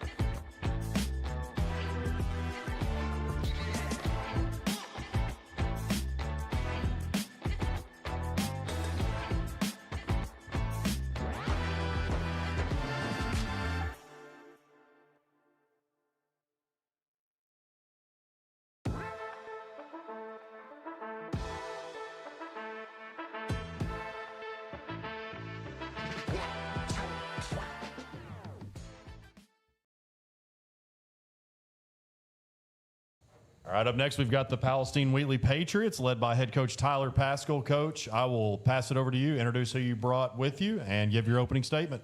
Yes, sir. Hey, we are glad to be here. And if anybody's on I-40, do not take it, because it is bad. All right, hey, right here we got Wyatt McGowan, all right, linebacker, head hunter is what we call him. Mr. Brody Parker, he was here last year, quarterback, safety. We'll go Raider McCoy next, little defensive end, sometimes some linebacker here and there, and he's going to run the ball this year. Watch out. And we got Adrian Cooper. He moved up, played the last 3 games with us, running back, linebacker, and we are glad to be here. Coming off the first year, went to the playoffs. They definitely, feel like guys probably left some things on the table. But really, what was kind of the message after that playoff run going into offseason workouts? So, last year, making the playoffs, obviously, that is one of the goals. To get to the Rock, you got to make the playoffs. And so, year 1, we made playoffs. We're in a tough conference, and that's no excuse at all. But I will give credit when credit is due. And we got Fordyce, Rison, McGee. Then Dumas is on the up and up. Barton, they're always good.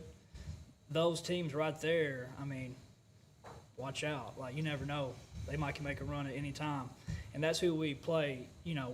Every week. So if we can win some games in our conference, we always have a shot, in my opinion, in the playoffs. But what was said after that game, that's step 1. We got to make playoffs if we're ever going to do what we want to do. But we gotta learn how to finish games. Like, that's my message. That's been my message all year. Hey, we're really good at playing people for a half, but that's not good enough. If you were to go back and look at the stats, every game, every conference game, every regular season game that we played, it was a 1-point score at halftime. We had the chance to go up on Fordyce right before halftime. We didn't. It was 6 points at half, 8 points with Rison at half. Same thing with McGee. So we just got to learn how to finish, and that's all we've talked about all year long since then. And guys, we'll start here on the right. Listening to what Coach said about finishing, I know you had the 1-point game against Dumas, had the 1-point game against Barton. What were some things that you guys took out of what things you maybe need to do different to finish those games? I feel like we just need to focus more and just, like Coach says, finish the drill. It's real tough, having those multiple 1-point losses. I think we need to just hit on what Coach Pascal said, finish out the game. Yeah. I agree with Coach. I mean, a lot of those games were because we were getting tired, and we really got in the weight room. We really conditioned a lot more this year, so we really prepared in the weight room to, finish out and win the 3rd and 4th quarter. Just like Coach Pascal said, we just didn't come out and finish. We didn't come out and finish the drill. This year we conditioned a lot more. We hit the weight room a lot harder. Coach, how important were those last 2 games, the last 2 regular season games? We're on a losing streak there, and to be able to snap that. I know it didn't work out in the playoffs, but at least to kind of taste a few wins again before you went into the offseason. Oh, it was great. We had to have it. A big part of that, we started playing better. We started doing some things that we should have done earlier. And then Adrian, he played the last 3 games with us, and he was a 9th grader. He had over 350 yards. That's including the game against Jessieville. So he's going to help us a lot this year when we run the ball. We got a couple wrinkles up our sleeve this year offensively. What are those? I'm kidding. Hey, you might be surprised. What's the saying? Let the cat out of the bag, whatever. But we don't want to do that just yet. I'm just kidding. But hey, we will throw the ball a little more than expected. So those games were big. Winning those games, momentum. We got to build off that, and we've turned it up a notch when it comes to conditioning. Not many fields are like ours. We have a turf track, and What's the first thing we do, Brody, every day? Run a 400 around the track every day. before the 400 weight every day in cleats and helmets. room. I hate it too. I love it. Well, we'll start on the other side this time, building off of what I had asked about, just some things that you may have learned from finishing games and everything like that. What are some things, Coach, you talked about the weight room, but what are some things that you guys worked on individually to better your craft? Well, we really just worked on conditioning and finishing, and we threw in more plays. We just hit the weight room really hard this off season. I think we've gotten a lot mentally tougher, like the whole team, just that crazy conditioning coach makes us do every day, it really, like, the whole team, you can tell, we've just gotten a lot tougher, more mature. We don't argue all the time out there, it's just, let's get them this next play. We've started to hold everybody a lot, accountable, a lot more. Whether it be conditioning or language, anything like that, we've held everybody to a T, and I believe that really helped us. I feel like we've been in the weight room way harder than last year. The condition has been a lot better. We just gotta want it, like Coach Pascal says. Gotta want it. You got to want it.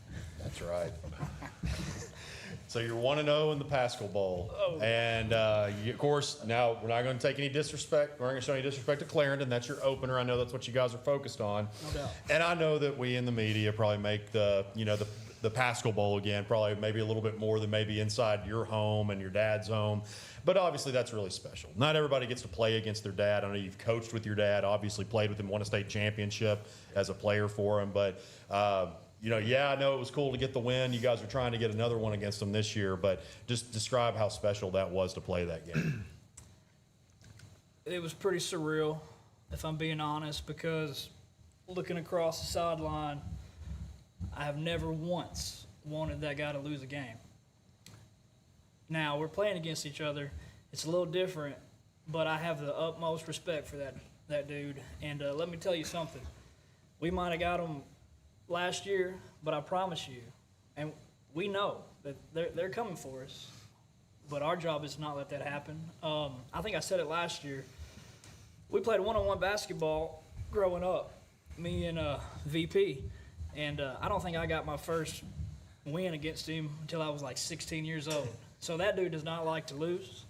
I do not like to lose. I'm pretty sure I had a bloody nose, but I got the win. So we try to look at it as just another game, but I know the media, I get it, he gets it. But the utmost respect for Cross County and what they're doing over there. These these four guys that you brought with you, obviously your team leaders. Who are some others that we can expect to hear from? So, offensively, this year, listen for Maddox Hoggett. He's going to run the ball. He's going to catch the ball. Andrew Knowlton, he's a big target we have.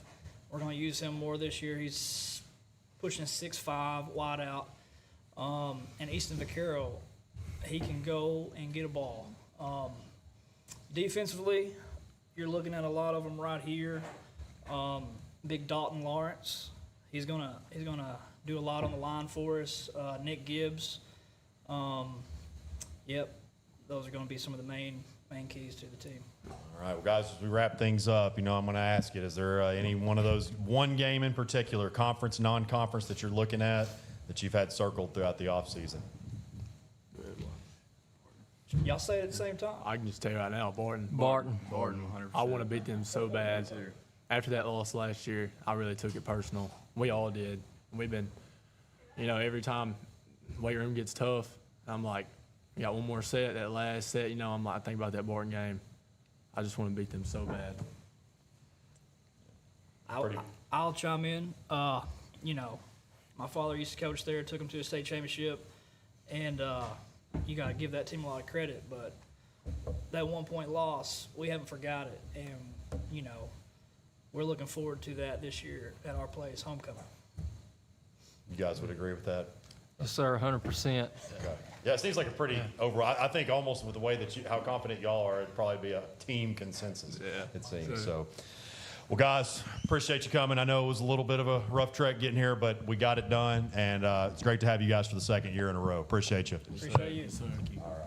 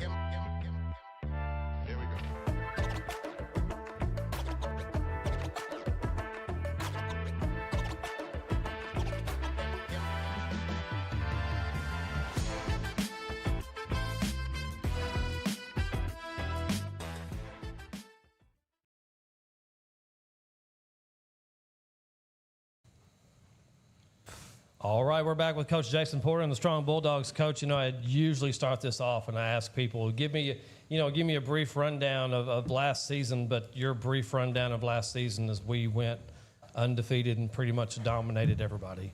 Yeah. And the closest game was even still a shutout. So, I'm just going to kind of skip over last season, but let's go into, let's go into next season. What are we looking like? What are the expectations for this year? What can we get better at? Yeah.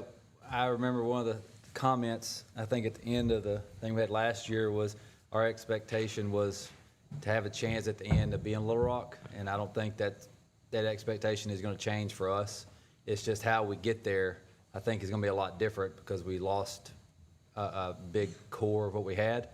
But it's still to try to, first get the playoffs, and then when you're there, ultimately get to Little Rock. That's where we're at as a mindset. And why don't you introduce, speaking of, lost a lot, but we're going to be relying on the guys. Yeah. Tell us a little about the guys you brought and a little bit about each one. Yeah, so I'll start right here. Cole Fife was a cornerback on our team last year as backup quarterback. He was starting quarterback all in junior high. He really didn't have to play much quarterback at all last year because we had a pretty good one. But we're looking for him to step up and keep that moving. Jay Taylor was one of our running backs from last year. Was our second string running back, got a lot of time, and probably our best defensive player was a linebacker. And Zayden Hurd, one of our guards, looking for a lot of big things. I mean, he's gotten some college people looking at him. He was a starter all last year. And I got a newcomer come in from Bastrop, Robert Martin, kind of a speed guy. He's going to be, just from what I've seen since we started camp, I mean, he's going to be competing in the quarterback spot and in the safety area. So these guys all played last year except for Robert, but he's coming from a really good program down in Bastrop, so he'll fit in well. Cole, you played D-back mainly last year, was that right? That's what I was thinking. Yeah, so obviously Caden had a phenomenal, not just last season, but really career. So now you played quarterback before and junior high, as Coach said. So just kind of talk about taking over that role. Big footsteps. Plan on taking them slow, but easing in and maintain the same sit down as him. And Robert, I'll go to the other side with you. I'm very familiar with Bastrop, Louisiana. They play some great football all throughout North Louisiana. But you're joining up with the defending state champions with some key pieces to replace, and you appear to be one of those that is going to step in. So how much does that mean to you? It means a lot to me, and I'm glad for the opportunity. And for the other players here, and Cole, you can obviously chime in too since you're on that team. Just talk about that state championship run. It's obviously massive for strong. You got between El Dorado and some of those other programs that you have in South Arkansas, you all just kind of added to that mix. And I guess back to 2011, you've got 3 state championships, including that 11-man one. So how did that feel to bring another one home to Strong? It felt amazing. Felt good to have an opportunity to go out and compete in front of people, be on a big screen like that. It really felt good for me. It was my first time ever stepping out on War Memorial Field. It was a time I had, and we looking forward to going back this year. Jay, I'll ask you too. That's Cole talking to him about some big shoes to fill. Jermiron was obviously big with what y'all did in the backfield as well, and so I know Robert's probably going to take a little bit off of you maybe in the backfield, but just kind of stepping in and being one of those team leaders now. How important is that? Well, me and Cowboy, really, we worked as a team. Just like he'll get a few runs, I would. So it's really just like normal, just coming in without Cowboy being somebody to back me up even when I'm tired, or me to back him up when he tired. That was his nickname. Jermiron's nickname is Cowboy. He rides horses, so it's a pretty good nickname. Okay. It was all right. We called him Cowboy. Nice. So. I like that. Yeah. Well, who are some other maybe new faces that are not here today? Dresser, I brought him. He played football a lot. He didn't play last year, and I kind of wish he would. He came out, and he's obviously a big body, so we're looking to have him at wide receiver, defensive end to fill in some of those spots. The ninth grade bunch that moved up from last year has some guys that are going to be starting on the line for us. That's really going to be key. Our center graduated last year, Joaquin Woods, and defensive end. We got a center coming up, Draylon Warren. Cole's brother will be one of our starting offensive tackles, guards, however you want to put it. So those guys, and we have another backup quarterback that's coming up from going to be a 10th grader that doesn't have the same skill set as Cole and Robert. They're both really speed guys, run a lot of read option. Caden Gatson has got a really good arm. So if we get into a 2-minute drill type situation, he can really throw the ball, and he's done that in junior high. So one thing I was going to mention about Cole and Robert at quarterback, we don't really have to change any of our offense. And we've groomed Cole to be this way. Cole's a 4x100 guy, was all state and 4x100. He's really fast. So we've been able to keep the same offense that we had the last 3 years, and Robert's going to be the same way. So we're just kind of keep moving forward with our same stuff. So. Looking at the schedule, it looks like, I think last year, you started like in the last week of September, we right? did. Yeah, so you've at least got 2. I know you still have a late start, but open up on September 12th as opposed to like September 27th. So I know that's definitely good to make sure that you get some games in earlier. Yeah, that doesn't bother me at all. I've talked to different people in Arkansas and in other states about how we schedule our stuff. If you're playing 8-man football, you're probably only going to have about 15, 16 kids, and you start scheduling games in, August versus September, it's very likely you're going to get some people hurt. And we've saw that every year in our conference. Woodlawn, who's been competitive every year, and last year they got down to 11 kids. So I did pick up that one in River Oaks. They're a really competitive team out of Monroe, Louisiana, but it doesn't bother me waiting a little, later to play either, because we want to make a run in November, not August. Yeah, Doesn't matter to me. And I want to get just like I said, Coach, I know you've been there at Strong for a while. Of course, you were an assistant on that 2000. That was one of the greatest state championship games ever when you all beat Mountain Pine, the 3 overtimes. But being on staff for a while, being around the area, and of course these guys growing up there, just talk about football around South Arkansas. A lot of people might not know about it, other than maybe an El Dorado or something like that. This is my 13th year here. I'm from Huddig, Arkansas, which is down below Strong. I've coached at Norflet, which is, now Norflet, smack over Norflet area. Yeah, you got Junction City. I've coached against them back when they were, winning all those state championships. Coached against Smackover. There's a lot of really, really good football, a lot of good individual players, a lot of teams down there. El Dorado does get a lot of the views, but there's just a lot of talent down there, and I'm glad we've been able to get on a stage where we could show some of it. So. I'll ask the players too. Robert, I know you're just now getting started in it, but kind of what is your for the guys that have played, at Strong on a Friday night, I'll get your take on that, just what a game day atmosphere is. But again, I know you answered the question earlier about what it means to be a part of this team, but 8-man's a fun game. A lot of people still don't know about it. They know about more 11-man. So I know you're coming from the 11-man rank. So how excited are you to be in the 8-man? I'm real excited. It's still football. I just feel like I'm going to still be able to do what I did in 11-man and just bring it to 8-man football. And then for the rest of the guys, just a game day experience for Strong. What's that like? It's different. Very different. Very fast, quick moving. Got to be in the right spots at the right times. This is like with the game days, you be pressured, but it's really just you have to get out there and just really have to get the first little few leaks to really get yourself right into the game, really, because you just come out there just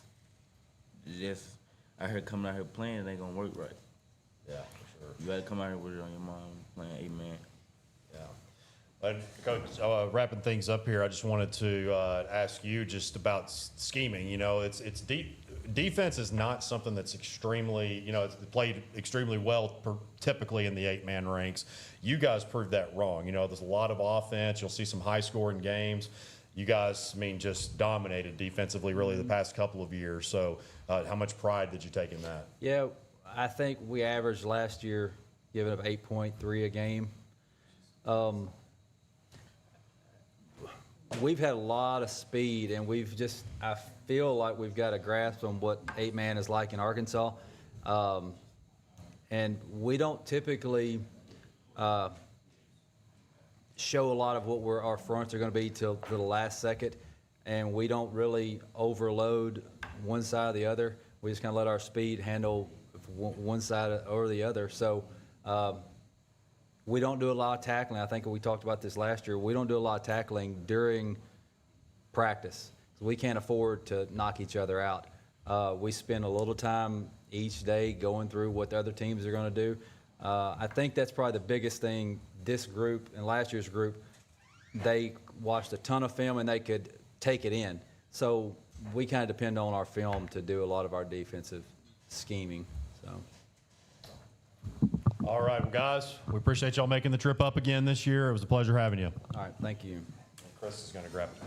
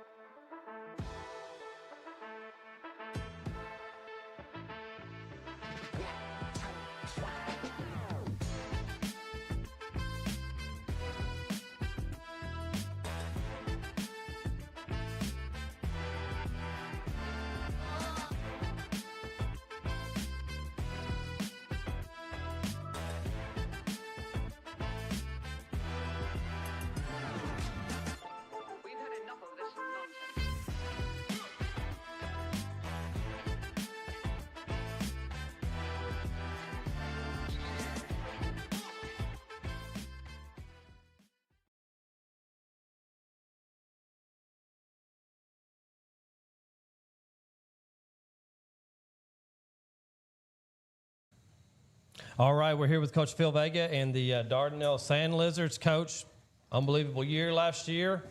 Ran up against the eventual state champion, Arkadelphia. They're bringing a whole lot back. You guys are bringing a whole lot back.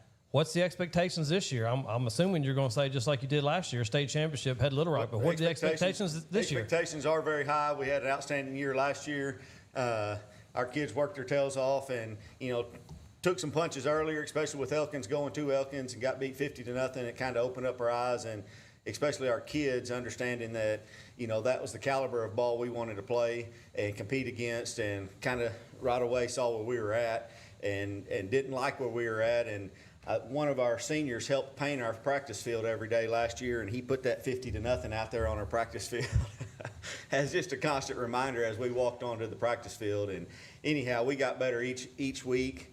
And we felt like we improved immensely from that week 1 game at Elkins all the way up through playing Arkadelphia. And we felt like we had chances against Arkadelphia, had the ball with opportunities to score and take the lead late in the game a couple different times, and came up short there. But these guys have really put the work in, and looking forward to this season moving forward, and hopefully for another successful season for sure. And why don't you introduce the 3 guys that you brought? Obviously, you brought them for a reason, so introduce them. Tell us a little bit about each one. Yes, sir. These are our 3 team captains that our seniors voted on, and rightfully so. They have the most workouts of anybody on our entire football team from this summer. We keep track of the workouts, whether it's weight room workouts, 7-on-7, team camps, and so forth. But these guys got Bo Miller, who plays receiver and cornerback for us.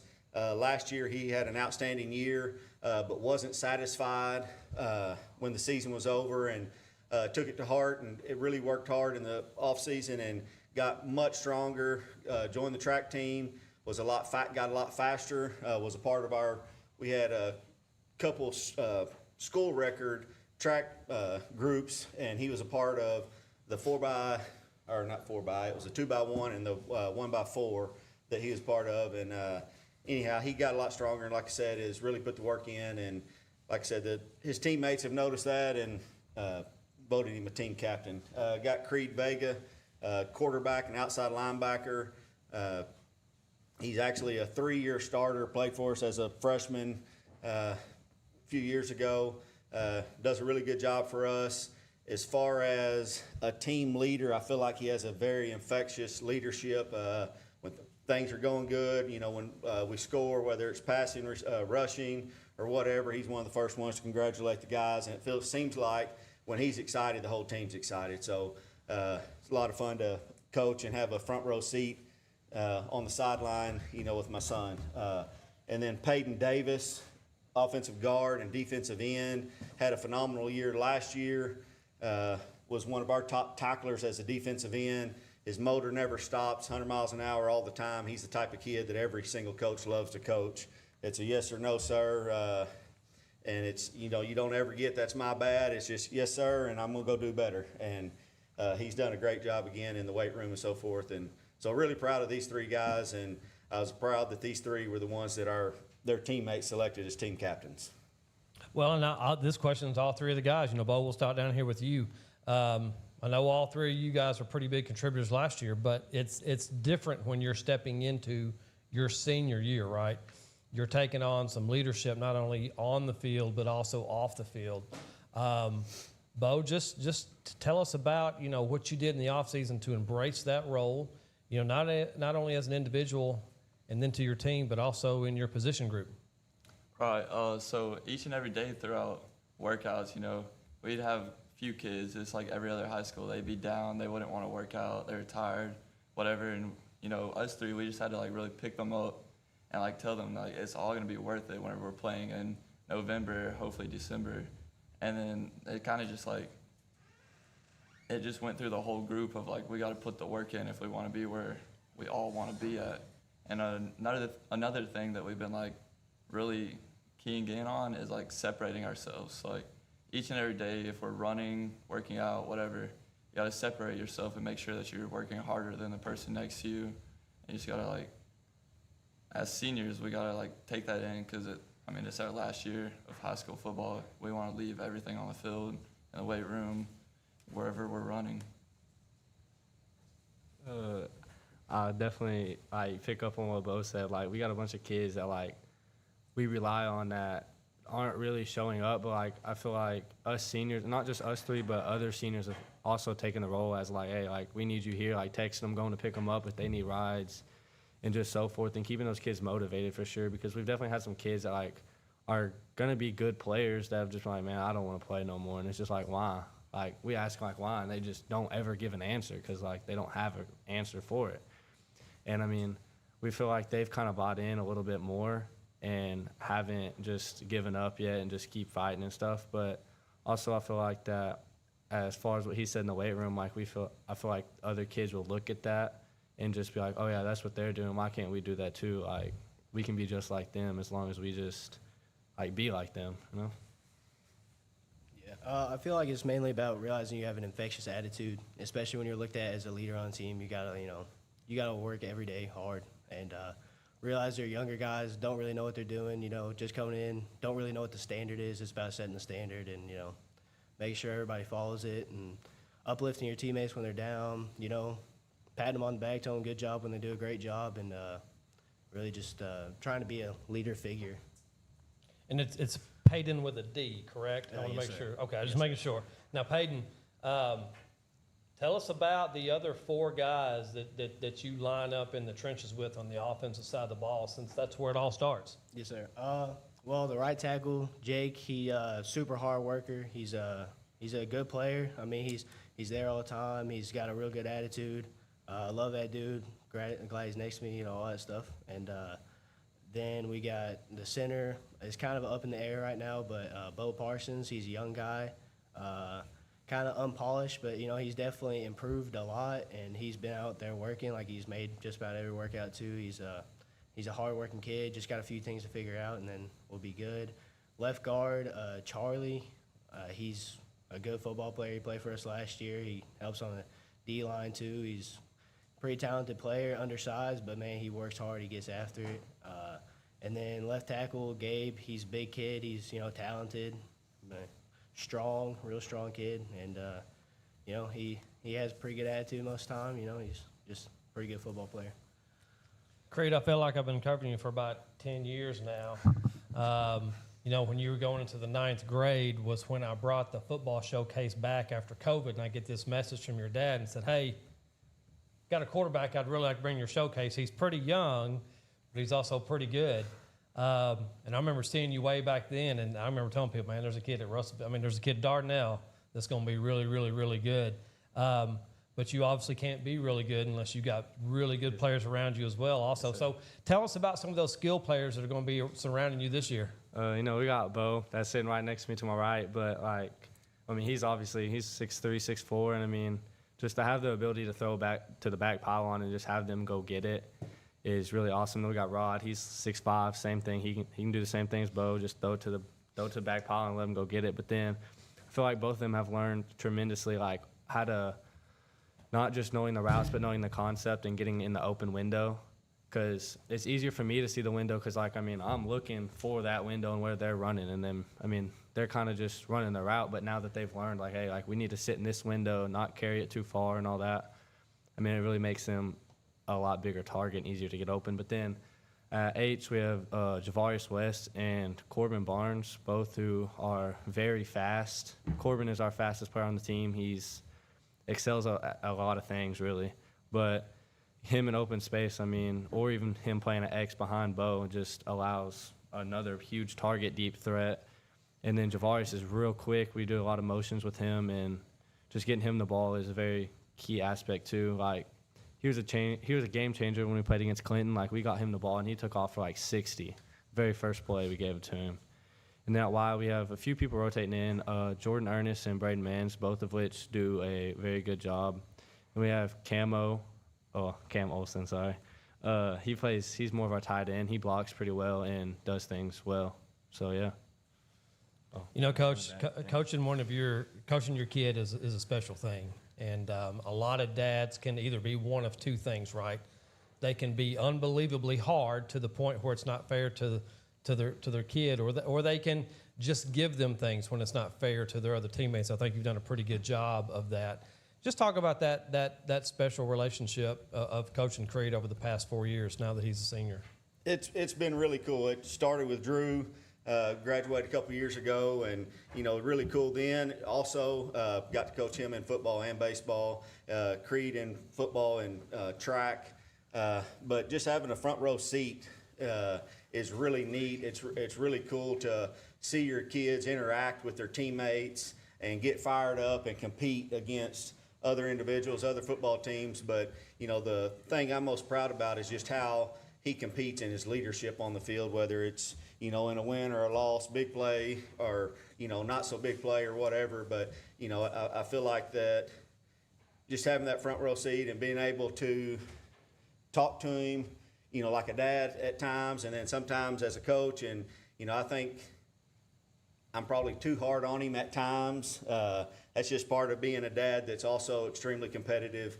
And that's just part of it. And I think Creed knows that, Drew knows it, wife knows it, everybody knows it. I mean, it's just part of it, and it is what it is. But it's just a lot of fun, lot of fun.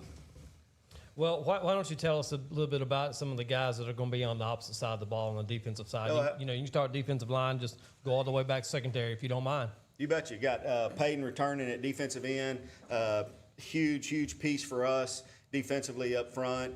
Gabe Burris, he mentioned Gabe earlier, will play the nose. Extremely strong kid, got college potential. Very good football player for us. Has started for 3 years. Well, this will be his 3rd year starting. Up there also, we're going to probably play a young guy, sophomore, David Tolentino up there at the nose or tackle spot. Could possibly play a Jake Sandlin up there, another guy that got lots of reps for us last year before tearing his ACL on both sides of the ball. And then the other defensive end, we're replacing Latravius Robinson, who was outstanding for us. He was an all-state football player for us last year, was a really good football player. He's probably our biggest piece, I think, to replace from last year's team, just overall offensively and defensively. He was, balls to the wall all the time, 100 miles an hour, and really played well. But we're replacing him with Charlie. He's also starting for us at guard. Very good player, very skilled at what we're asking him to do. Doesn't quite have the motor that Latravius has, but is very good, sound football player. So we feel good about that spot. Outside linebacker, Creed will play outside linebacker, our strong outside linebacker. He started there last year for us. Does a really good job there for us. And then we do replace both inside linebackers, our Mike and our Will. We've got 2 juniors that we're going to play in there that got quite a bit of reps last year on Friday nights, because especially during conference, Mercy ruled everybody in the conference, so those guys got a lot of playing time. So we were able to, and that, that is Cam Olson and Braden Hardy are those 2 guys. They'll both play Mike and Will and do a great job for us. They've done a really good job for us this summer.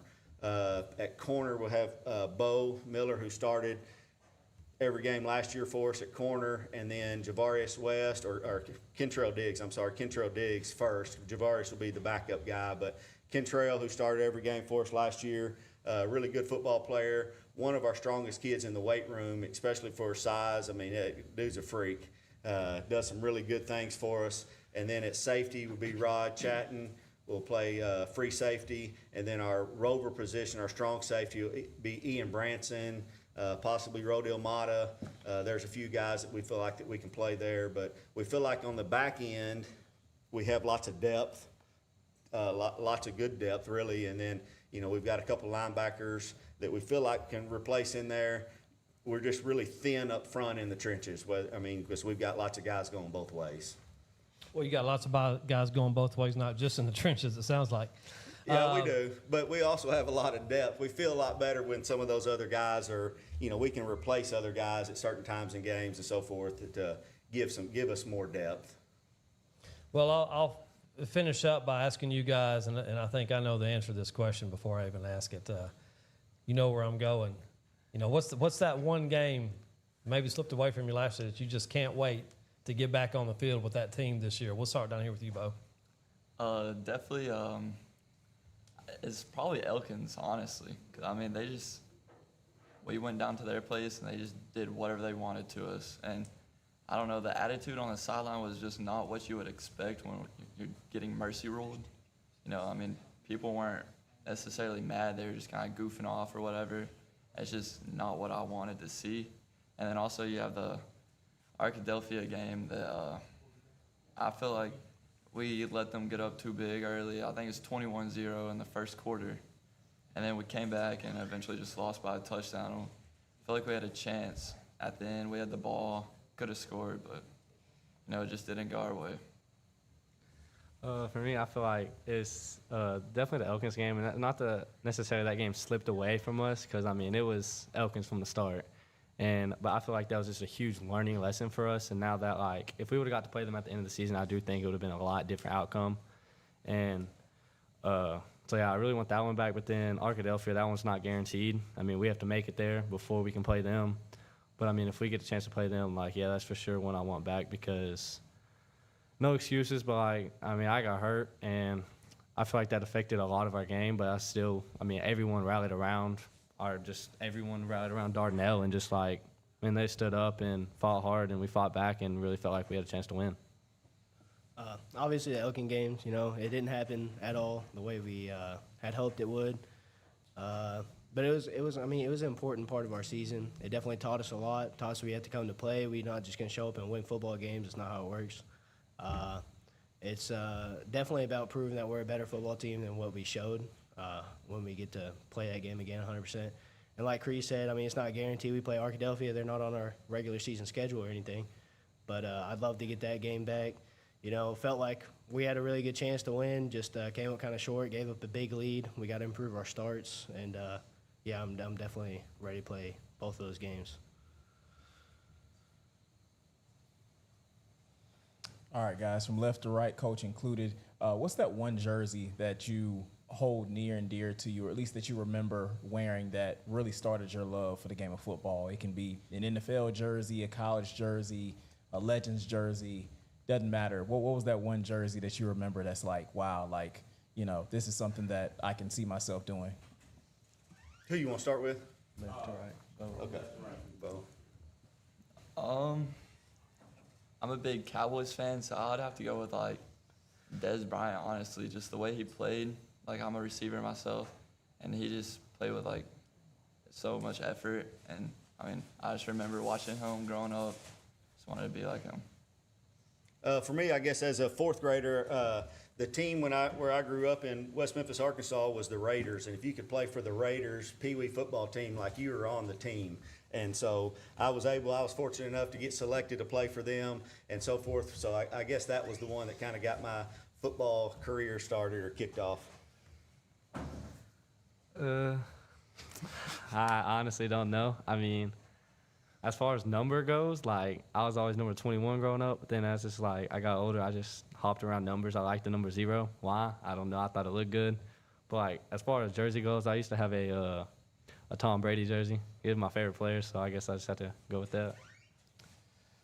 I'm going to say it's probably just an Arkansas Razorback jersey, you know, not any specific one, just, you know, a little kid. I didn't really know the game, but it, you know, piqued my interest. Everybody else likes it, so I thought it was cool, and then got me playing the sport and fell in love with it. So, yeah. All right, that'll wrap it up for Dardanelle Sand Lizards. Coach, best of luck to you guys. Thank you. Glad you came over.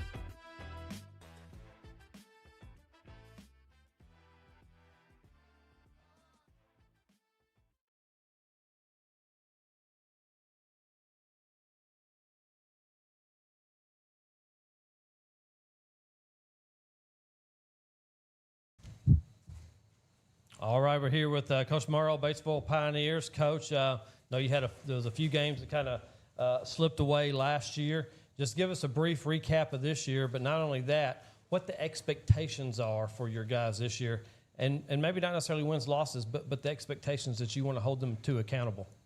Well, yeah, but first we get going, I want to say thanks to First Community Bank putting this on, Mr. Cole, Mr. Dover, Kerry Price over in Batesville. They do a lot of stuff for us and the community, and want to thank them for giving us the opportunity to come over here and talk.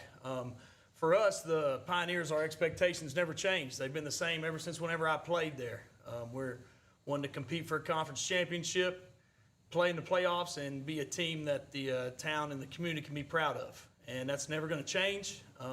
We're always going to set those goals for ourselves, and those are our expectations. Last year, there's the old saying, the success habit and excuse habit don't go together. We're not going to make excuses for what happened. We're focused on what's happening this year, and we've had a great summer to this point. I would say, we come in at 6:59 in the morning every day, Monday through Friday, and just about everybody on our teams come about 30 days this summer. So that says that our kids are ready to work and ready to get to the season and, get camp started and, get ready to play some football. Coach, I always like to ask the ones that played and/or coach for Dave King, which yourself, you touched on that a second ago. We had Coach Palacey in here, I guess yesterday, and it's now at Hampton. Just talk about that. I actually played against the Dave King coach team. Understand the physicality. Just talk about the pride that I know some of your staff also has that played for him as well, and really how you try to instill that in your players.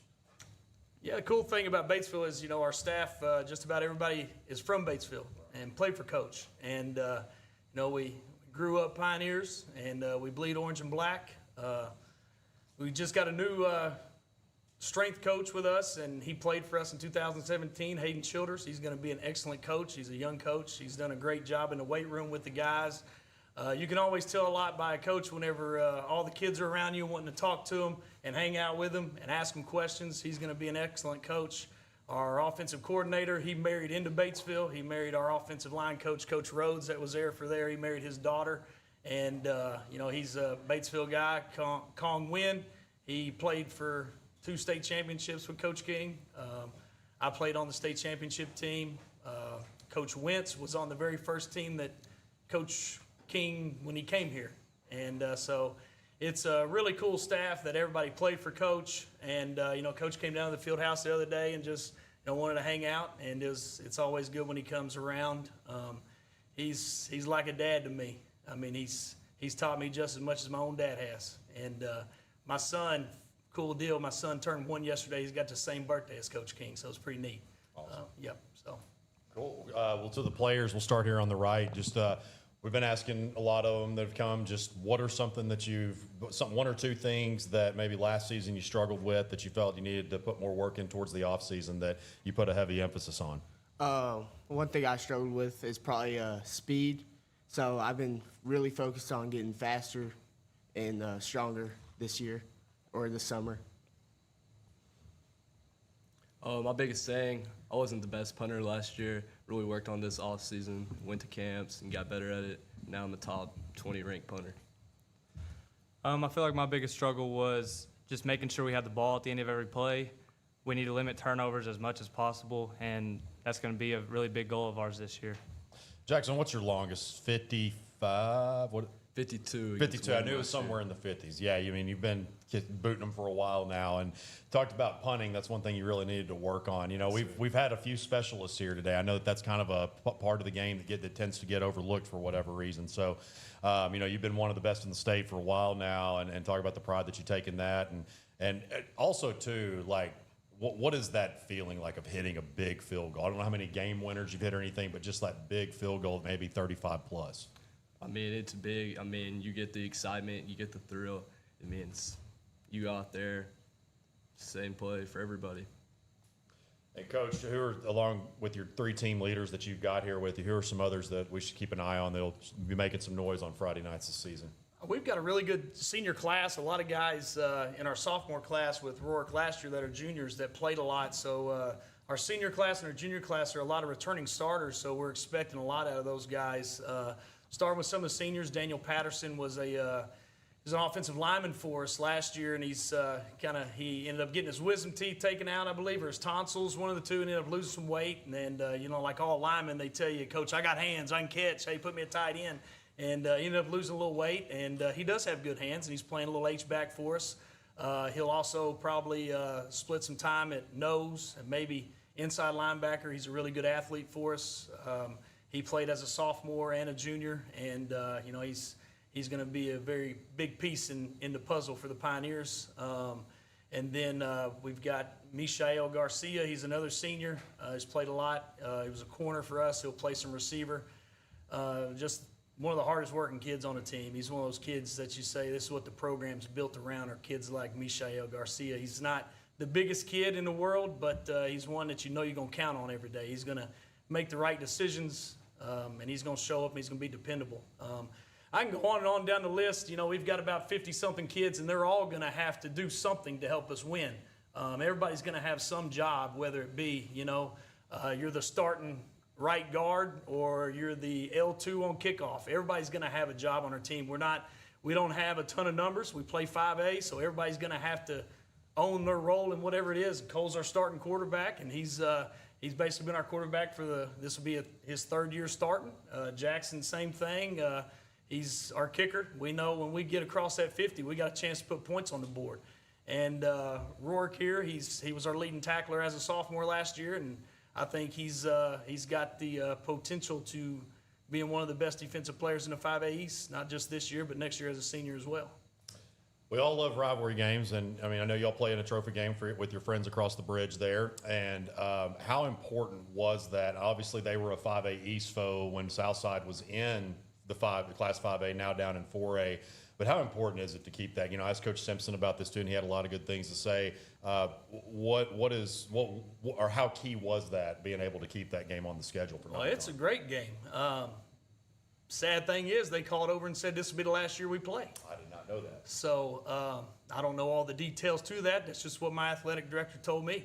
So our kids are fired up. We're playing at Pioneer Stadium. This will be the last time we play until further notice.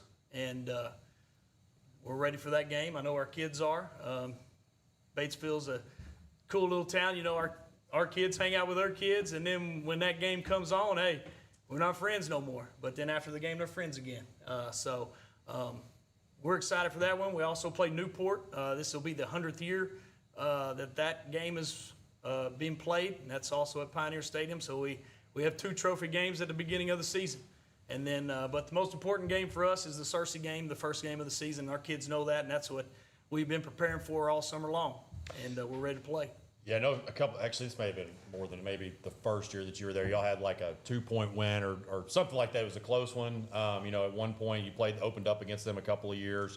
I know last season was pretty rough. What is kind of some things that you've been telling your guys, basically just get off to a better start once you get to that game? Well, Searcy, they play so fast. They get the ball and they try to snap it, within, 10 seconds of the play clock going. So the big thing is knowing how to get lined up, being properly aligned, and tackling. That was one of our biggest issues last year. We were a very poor tackling team, and that's something that we're going to put a big emphasis on. Like you said, Coach Palese, he ended up taking the head coaching job, and we got a new defensive coordinator, Kevin Youngblood, and he's got in, and we've been having a hit squad going on since then. So we're ready to get out on the field and have a great year. Talking about the 5A East, we've had a few of your conference foes here with us throughout this week, and of course Valley View has really kind of been the standard over the past few years. I think they've been to the semifinals twice. Maybe I know for sure last year. You had Harding Academy that's been a 3-4A powerhouse. Nettleton's had some good years, and so I think that league may be a little bit disrespected by some in some regards, but it's definitely no off nights, whatever you want to put it. it's very tough. Our league, it's not the spread you out and try to score 70 every night. There's a lot of hard hitting teams in there. A lot of when they line up, and they're going to come right at you with their option attack. Valley View does spread it out, but they're still going to hit you in the mouth, and the same thing goes. That's the forte that we try to instill as well. being as I played for Coach King and had his kind of upbringing, the physicality part is nothing we're ever going to go away from. We are doing some more stuff where we're in the pistol and throwing it from the pocket, but the physicality, there's a part of that just ain't ever going to go away. And you can say you're going to line up in a different formation, but who's going to win up front? And that's really what football is those guys up front who can win right there. Perfect segue. That's what I was going to ask you about directly. You got everybody back. I know you're an offensive line-minded guy. That's not just do you have everybody back. You've got a lot of size up there. We have everybody back on the offensive line. The only problem is probably one of the best underclassmen linemen in the state. Ended up tearing his ACL in spring. His name's Bryce Smith. If you hadn't heard of him, you will. He's got all the tools to go wherever he wants, and he's 6 weeks out of surgery. He's in the weight room. He's lifting weights. He's already out of his brace. The doctor said that he's recovering super fast. So, we're excited for his recovery and seeing what he's going to do as a senior. But our right tackle Dalton Lee. He's every bit of 6'5", 315 pounds. Got a returning starter at center, Riley Dunkel. He's probably about 285. One of our guards that we're going to have to replace from Bryce, he'll be an underclassman. And then the other one is going to be Danny Martinez. He's a senior. He's one of those bring his lunch pail to work every day, and he don't say anything but yes, sir, and give it everything he has. And then we have our other tackle. He's about 6'5", 225 pounds, Brody Fulbright. He's going to be another junior, another really good prospect. So we've got some size up front, but ask some of these guys some questions. You've asked me plenty. I want to hear them. They've been talking in the car about answering questions. So go ahead. No, that's actually what I'm going to ask next. Guys. First off, I want to ask you if there's a certain game. I know that we talked about the opportunities, that you have coming off of, a season that may not have been up to your standards. But is there a game in particular, that you're like, okay, we definitely had a chance at it, but we just let it slip away? Well, we were going up against the 9-0 Valley View Blazers, and we go into halftime tied 7-7. A really good chance for just to show what we actually could have been. And that for me was like going into senior year, I know we can be good. And I know we should have been a lot better than we have been the past couple of years. So I'm really excited to just get back out there and show them what we can actually do when we're locked in and ready. I would say Valley View too.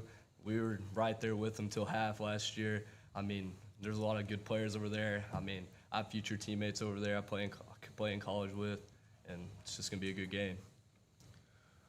Really looking forward to the Southside game, knowing that it's going to be our last year playing them for now. Ready to get out there and give it all I got, and I know we can beat them this year. And Newport as well, we can also beat them. Just ready to get out and show them what we got. And then for the players as well, wrapping things up here, just talked about some things that you might have worked on through the offseason. What are maybe some individual and team goals that you have for yourself as well? I want to be the best I can be for our team. I want to make the state playoffs. I want to beat our two rival teams. I'd love to keep that White River Bowl trophy at our place for the years coming forwards. It's the last ride. That's all I can think about. I can't let this year go down. We gotta be back. Batesville needs to be back at the top. Yes, sir. Most definitely be the best I can for the team, make the state playoffs, win those two rival games, and go undefeated. Yep, those two rivalry games are going to be they're going to be fought pretty well. And I'm expecting two rivalry wins this year and expecting myself to be one of the best defensive players in 5A. All right, guys. Oh, okay.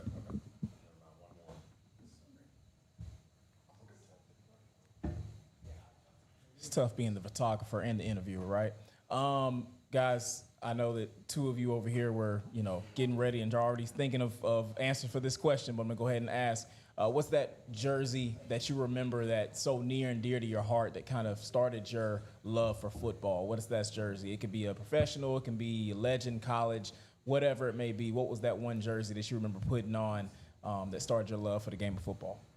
Well, I'm an Ohio State fan, so back when Braxton Miller used to play there, I had a #1 Ohio State jersey, and I may not be as fast as him or do all the moves he can do, but that just inspired me to be a quarterback for my high school team one day and just to be the best I can be, because you go watch his highlight tape, it's insane how great he was. Oh, for me, it'd definitely be Cam Little. That's my idol. I mean, I base all my kicking off of him. For me, it'd be Bobby Wagner, big Seahawks fan. He's also my idol. I look after him, and I do what I do after him. Well, I guess looking back football-wise jersey, I think the first football jersey I ever had was a Brian Urlacher jersey. So that's a pretty good one. I'm not saying I'm a Bears fan. I named my son Eli after Eli Manning, so I'm a Giants fan. But the first jersey I ever had growing up was a Brian Urlacher jersey, so that's what I'd say. All right, guys. Well, it was a pleasure hosting y'all for the second straight year. Thank you for coming. Yes, sir. Thank you for having us.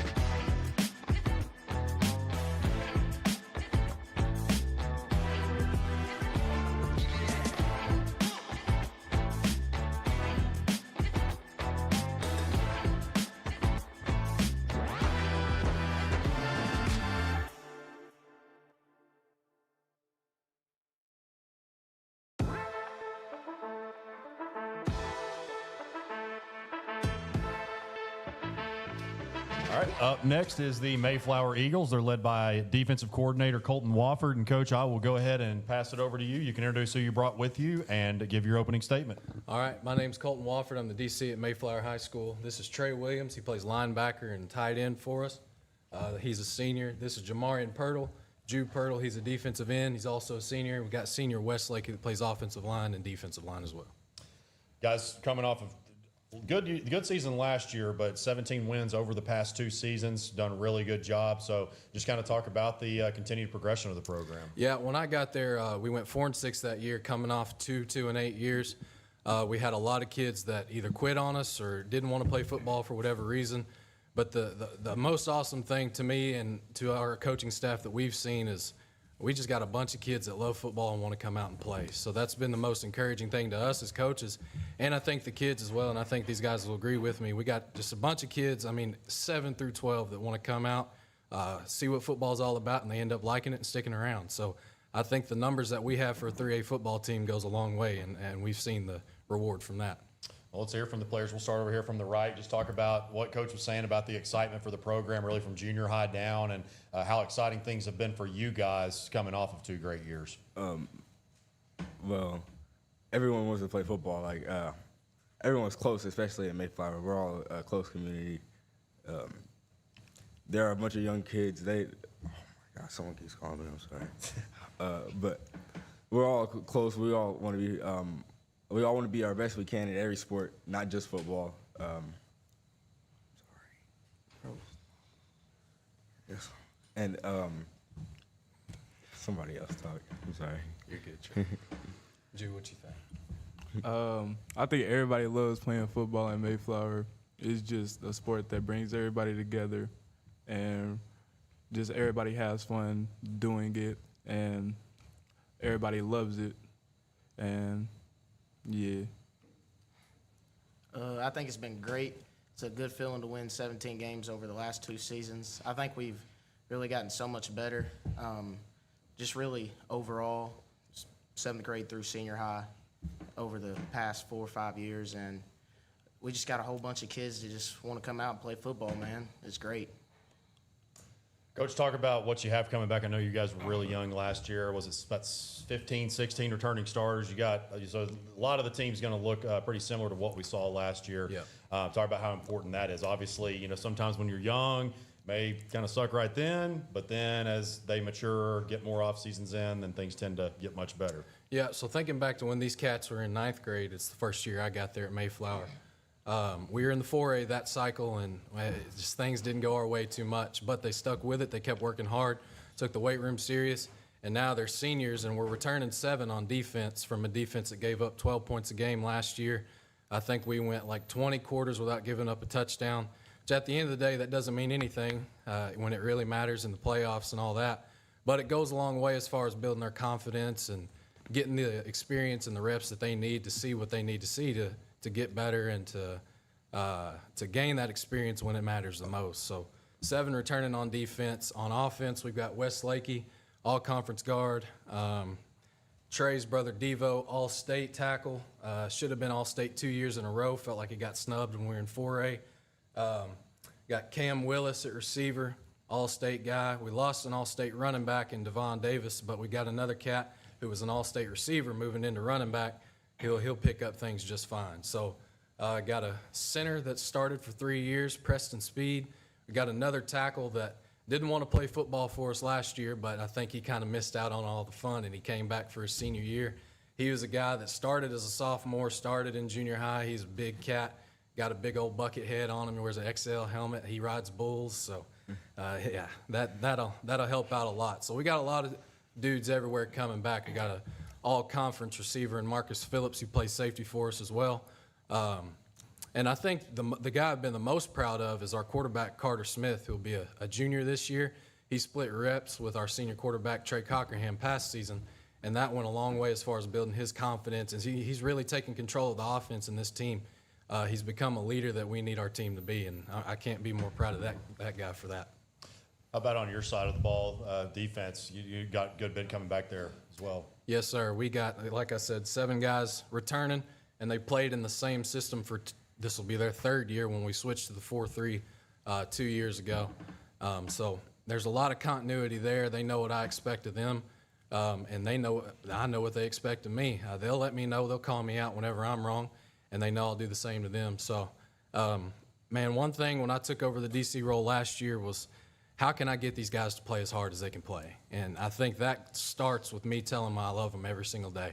And I think they know that I mean that, and I certainly do. So I try to remind them that I love them, I care about them, and I think that just turns into them playing as hard as they can for me and for Mayflower. So it's been awesome. And having 7 of those guys returning, it's going to be great. So. And to the players, we'll start from the other side this time. What was something, 1 or 2 things that you felt like was maybe a weakness of yours last year that you have worked on throughout the offseason to get better at? Probably my hands. I had a couple holding calls last year that were completely my fault. Like to grab outside a lot, and just over the course of the off season, worked a lot more, working low to high, keeping my hands inside. Another thing I'd say I struggle with is probably my speed. I'm not that fast of a kid. I mean, I'm just big and slow pretty much, but worked on my footwork a lot and just tried to get a lot better. I've cut my 40 time down a little bit, so that's really about it. Mine's is, well, it was first my strength because I didn't like lifting. And he got on me a lot about it, and we just started getting in trouble, so I just started doing it.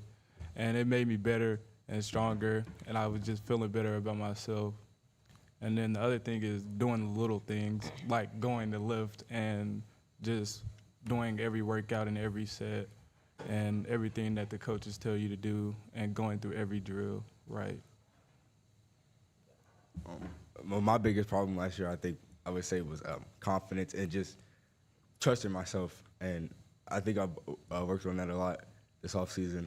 I think that coming into this next season, I'll have a great year. And yeah. Well, you guys are certainly not short of being battle-tested in your conference. Obviously, the 3A state champion, Salem, came out of there. I know Quitman's got a lot coming back, arguably the best, I mean, certainly in the conversation for the best quarterback in 3A, and they've got a lot of other dudes. I know Atkins did some good things last year. I mean, you could really just go down the line, and we've talked about all the different conferences throughout various classes, but I mean, this is truly, again, not just because the state champion came out of it, but really was a lot of depth in there last year in the 3A too. Yeah, that's one thing that us coaches have harped on them about, and especially on the defensive side of the ball. Like I said, we gave up 12 points a game last year, but it didn't matter in the end. All those other teams in our conference have everybody coming back just like we do, especially the state champions.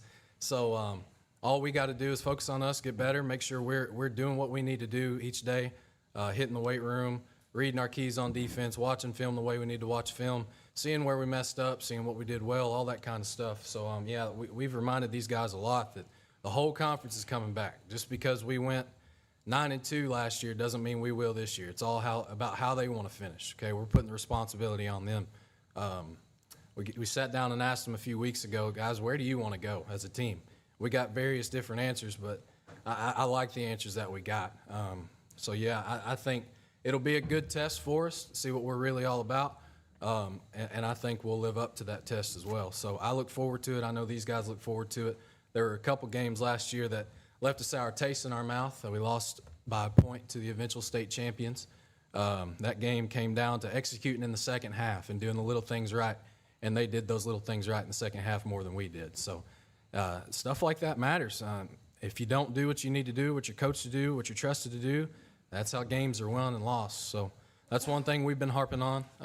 Yeah, just doing the little things right, working on the fundamentals, getting better each day. That Salem game you referred to, that was week 9. You lost both the last 2 of your regular season games, but then you got a playoff win. I'm not sure exactly how long it had been since that had happened, but you think about a 4-win season, and before that, back-to-back 2-win season. So how big was that going into the postseason, knowing that you did secure a playoff? Yeah, it was awesome. So actually, that was the second year in a row we've been able to host a playoff game at home. The year before that, when we were our last cycle in 4A, we hosted Bald Knob, and we won that game at home, and then we lost to Arkadelphia the next week.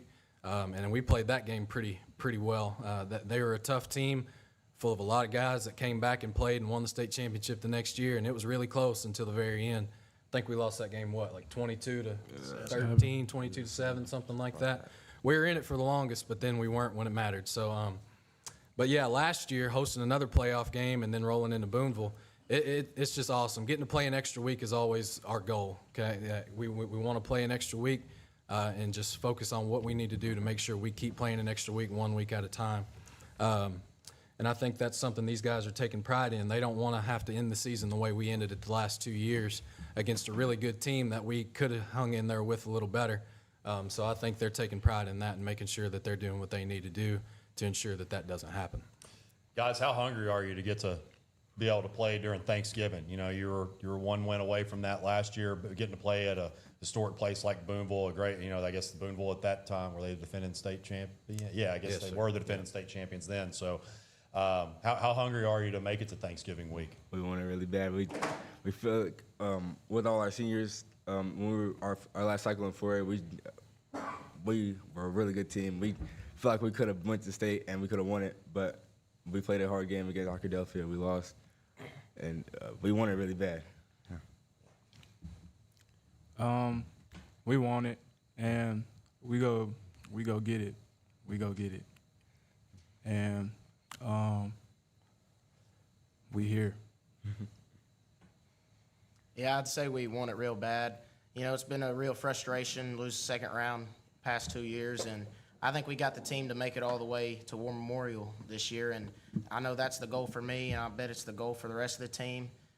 But it's a team sport. We all got to work together, and I think what we're doing right now is good, and I think that's where we're going to be. All right, last question. Or Josh, did you have something? Okay, I'll ask this one, and then we got one more after this. So I think I know the answer to this after having our conversation, but is there that one game that you're looking at that you just got to know with respect to everybody else, but you're just like, man, it slipped away, and we got another chance at it this year? Oh, yeah, definitely Salem. We competed with them all 4 quarters of football, but we didn't do the little things right that really mattered, and that's really what caused us to lose the game. And I can't wait to see him back on that first week in November. Salem, most definitely. We lost, and we got let the game slip away from us, but we coming back this year, and we go win. Obviously, both Salem and Atkins were both very close games, but against Boonville, we played horrible, and I want to see them again. I want to see them again. Yes.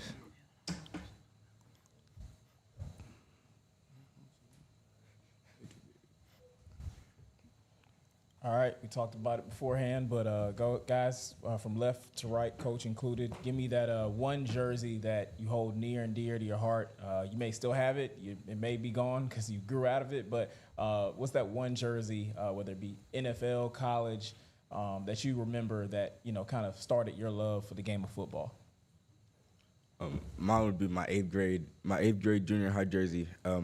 I moved here from Conway to Mayflower in 7th grade, and I thought I was going to be a basketball player. I love basketball up until my 8th grade year, and then I fell in love with football. For me, some of you older guys may remember this dude, but when I was a little kid, the Devil Dogs at Morrilton, they made the state championship game in '06 and played Greenwood. My uncle Buddy Greason was actually the defensive coordinator at Greenwood that time. But Freddie Barton was on that team, and he ended up playing for the Razorbacks. And I remember that guy, man, he can knock your head off. So he's one that stands out. Devil Dog Freddie Barton jersey. That's definitely when I figured out that football's my thing. Remember Freddie Barton well. All right, Mayflower Eagles, that'll wrap everything up. Guys, really appreciate you coming.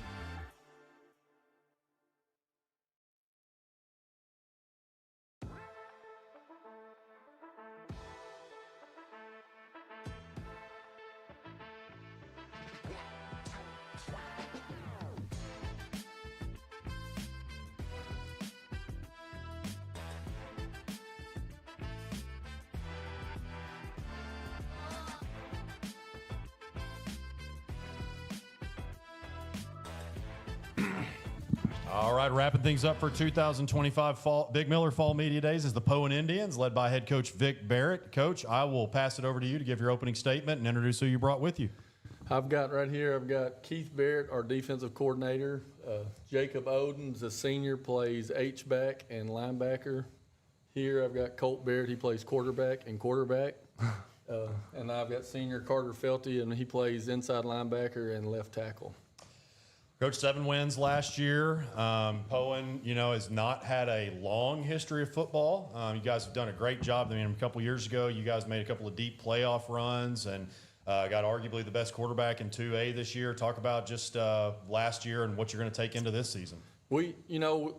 I liked last year because we came in a new conference. Nobody knew us. We got voted down low. We weren't ranked high. That's where I like to be. And then we can kind of work our way through and get where we need to be.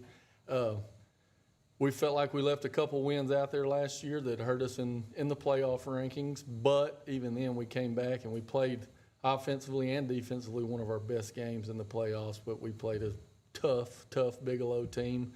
Anytime I see Bigelow and the Starks is on the schedule, you hate it. I love them to death, but we don't like playing each other because they're so physical and they do things right. And offensively, we moved the ball 15 to 15 better than we had all year. But when we got bundled down, they just hit us in the mouth and we couldn't get the ball in the end zone. Defensively, I think we had them in like 12 third down, fourth down situations and they converted.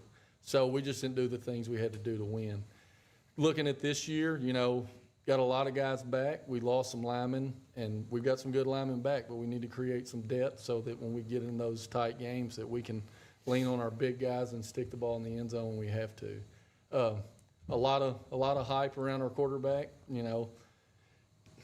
Obviously I love him as a kid, and I love him as a player.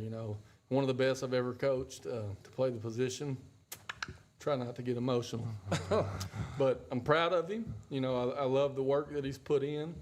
And he's like having another coach on the field. It's an extension of me in various ways. But, he comes to the sideline last year where most quarterbacks aren't going to come to you and say, Dad, run the freaking ball.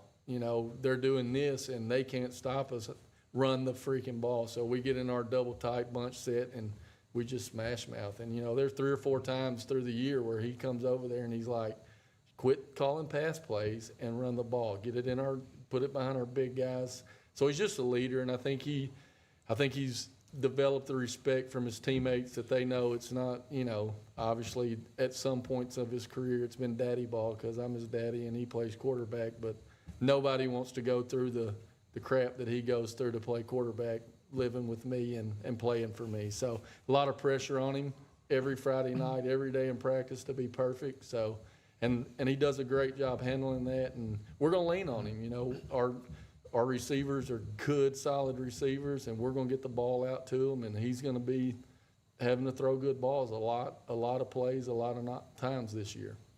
We'll get some from input from the players, starting from the right over, from you guys' right over here. Just kind of talk about, last season, I think it was around the Carlisle game, like midway, that y'all had lost one of your top receivers, broke his arm. So obviously that was, Colt, you can kind of elaborate on that when we get to you. That's obviously extremely tough on everybody when you lose a playmaker and those types of things. But just kind of talk about how you guys had to adjust, particularly at that point in the season, and just how you had to continue to fight when you have a small roster.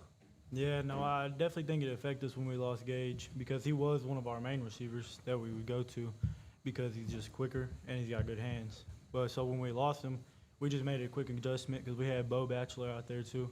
But they would double him sometimes, and then we just went to the running game because, I feel like anything we do, it can work because we just go out there 100% every game. But, no, it wasn't that hard to make an adjustment, so it definitely hurt a little bit. And I'm not saying it affected us big time in the end, but losing him, I definitely think it affected us a little bit.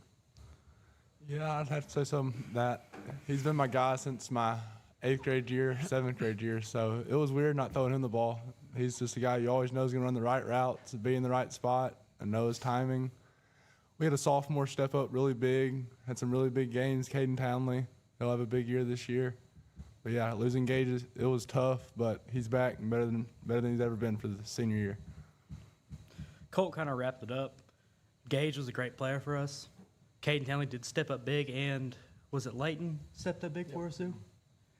Layton did pretty good last year. I know it's hard for them to step up being just underclassmen, but it was pretty tough losing Gage. But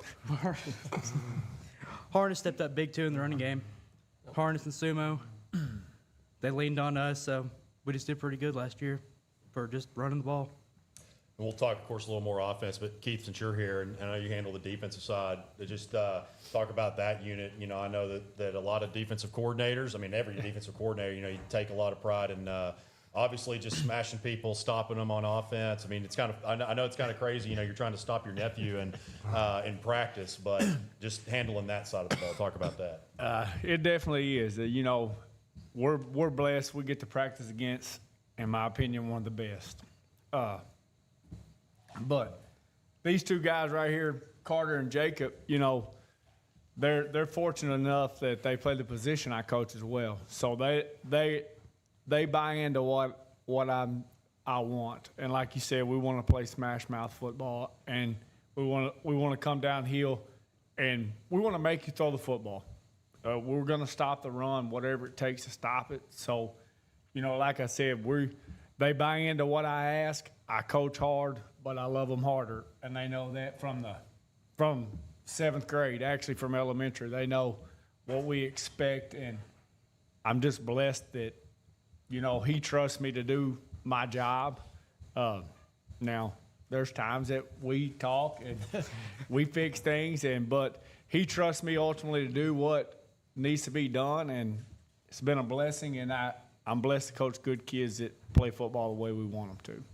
And Vic, we'll go back to talking about some offense. Gage has been mentioned. You got him coming back off that arm injury. Who are some others that we should look for that Colt will be getting the ball to? You know, I'm going to hit on Gage, and we wanted him to come, but he had something come up. The game he got hurt in, he broke his arm in half. Like, his forearm was snapped in two. And he comes to the sideline, he's like, Coach, I think it's just like a frog. So I'm like, well, if you think you can play because there's no swelling. Well, I don't know the exact number, but it was something like he had like 9 or 10 catches. 11 catches for 185 yards and like 3 or 4 touchdowns. And he broke his arm on the third play of the game on defense. He was jumping up and catching balls. You know, he'd just wrap it up in his arm and he'd slap the other one over it. And he didn't go to the doctor till Monday.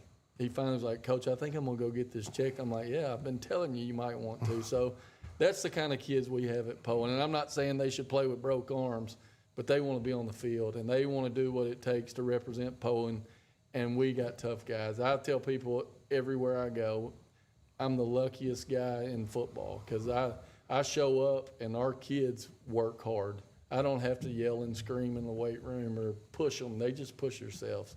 So we got great kids, and Gage is one of the best in the state. And then, you know, Caden Townley, it was big for him. We had to throw him in the heat when Gage got hurt. He got moved to that feature spot, and he stepped up tremendously and had some big games for us. Leighton Russell was a sophomore. He got through into Caden's spot, which isn't the feature spot, but has to catch big balls, and he came in and caught big stuff. And then senior Sutter Spears, he's started for 2 years now, and he's that Wes Welker type that if it's 3rd and 6, we're fixing to turn and throw him the ball because he's going to catch it in traffic and take a shot and get up, hand the ball to the official, and be ready to go again. I'll put this year's receiving core against any that we've ever had all the way around. We got 5 or 6 guys. Sophomore Walker Smith, he's a little fart, but, man, he has got heart. And in 7-on-7, we throw him balls against guys he shouldn't catch the ball with, and he fights and claws and catches balls, and he scores, and he runs through them. So we're excited. We got some good receivers out there that we're going to get the ball to. We're going to get it in their hands and put people in a bind. You know, at our level, your best tacklers are not playing defensive back. They're playing linebacker and defensive line. And we're going to try to make those guys catch and tackle our best guys in space this year. Yeah, no doubt. Hey, Colt, I know it's, of course, about the team and everything, but, you know, you just saw your dad, what it means, you know, for y'all to play together. You got your uncle that's a baseball coach, defensive coordinator. Your mom works at Poe, and your little sister is one of the best in the 2028 class. Got D1 offers going into 10th grade. Extended family members. I mean, just go on and on and on.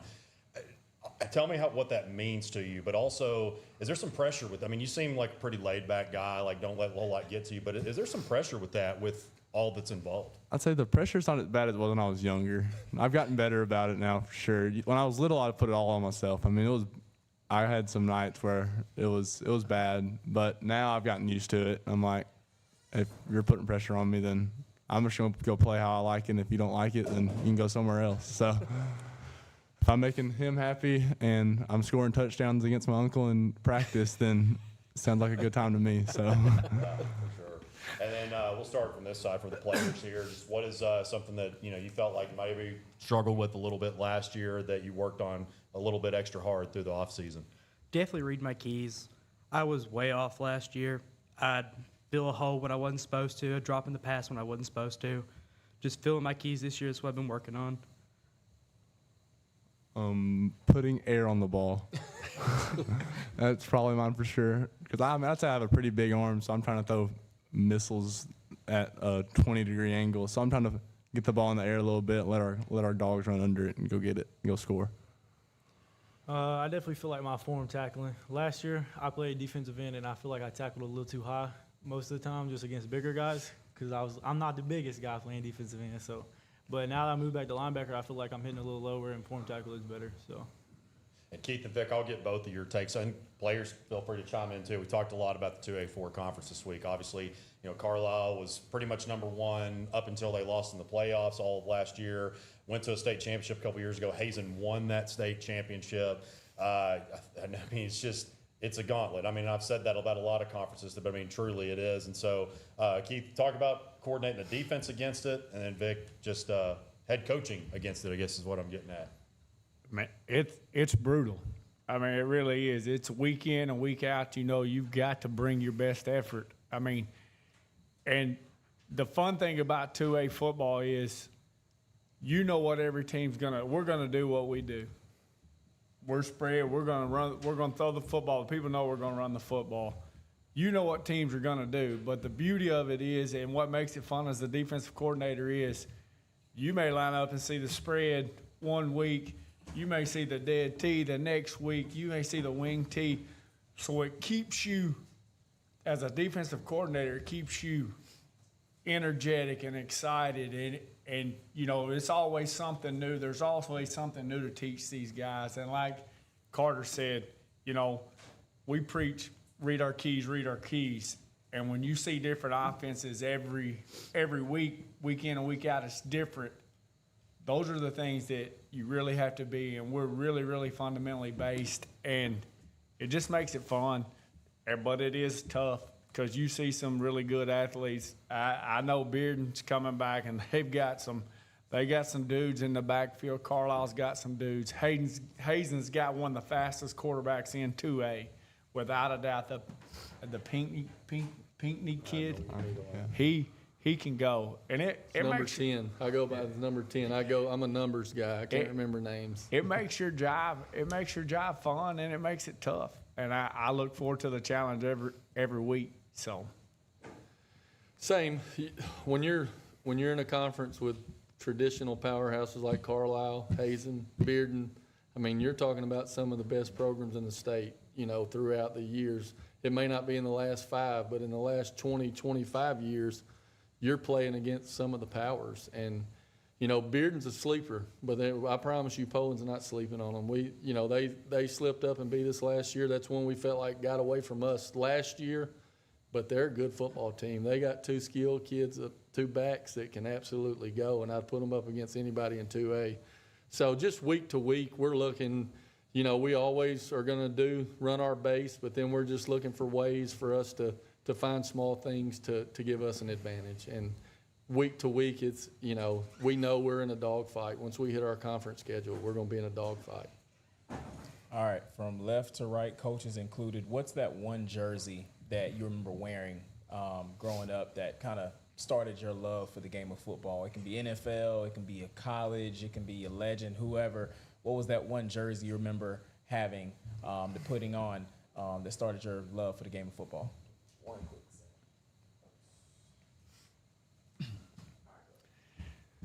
Oh, for me, that's a tough one. Probably, oh, man. I can't even think. I know their names, but there were so many.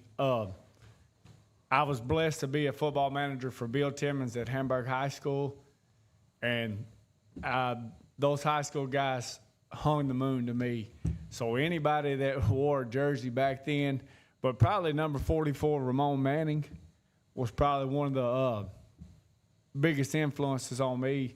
But just all those guys, when I was a manager, they just took me under their wing, and I knew football is what I wanted to do and what I wanted to be.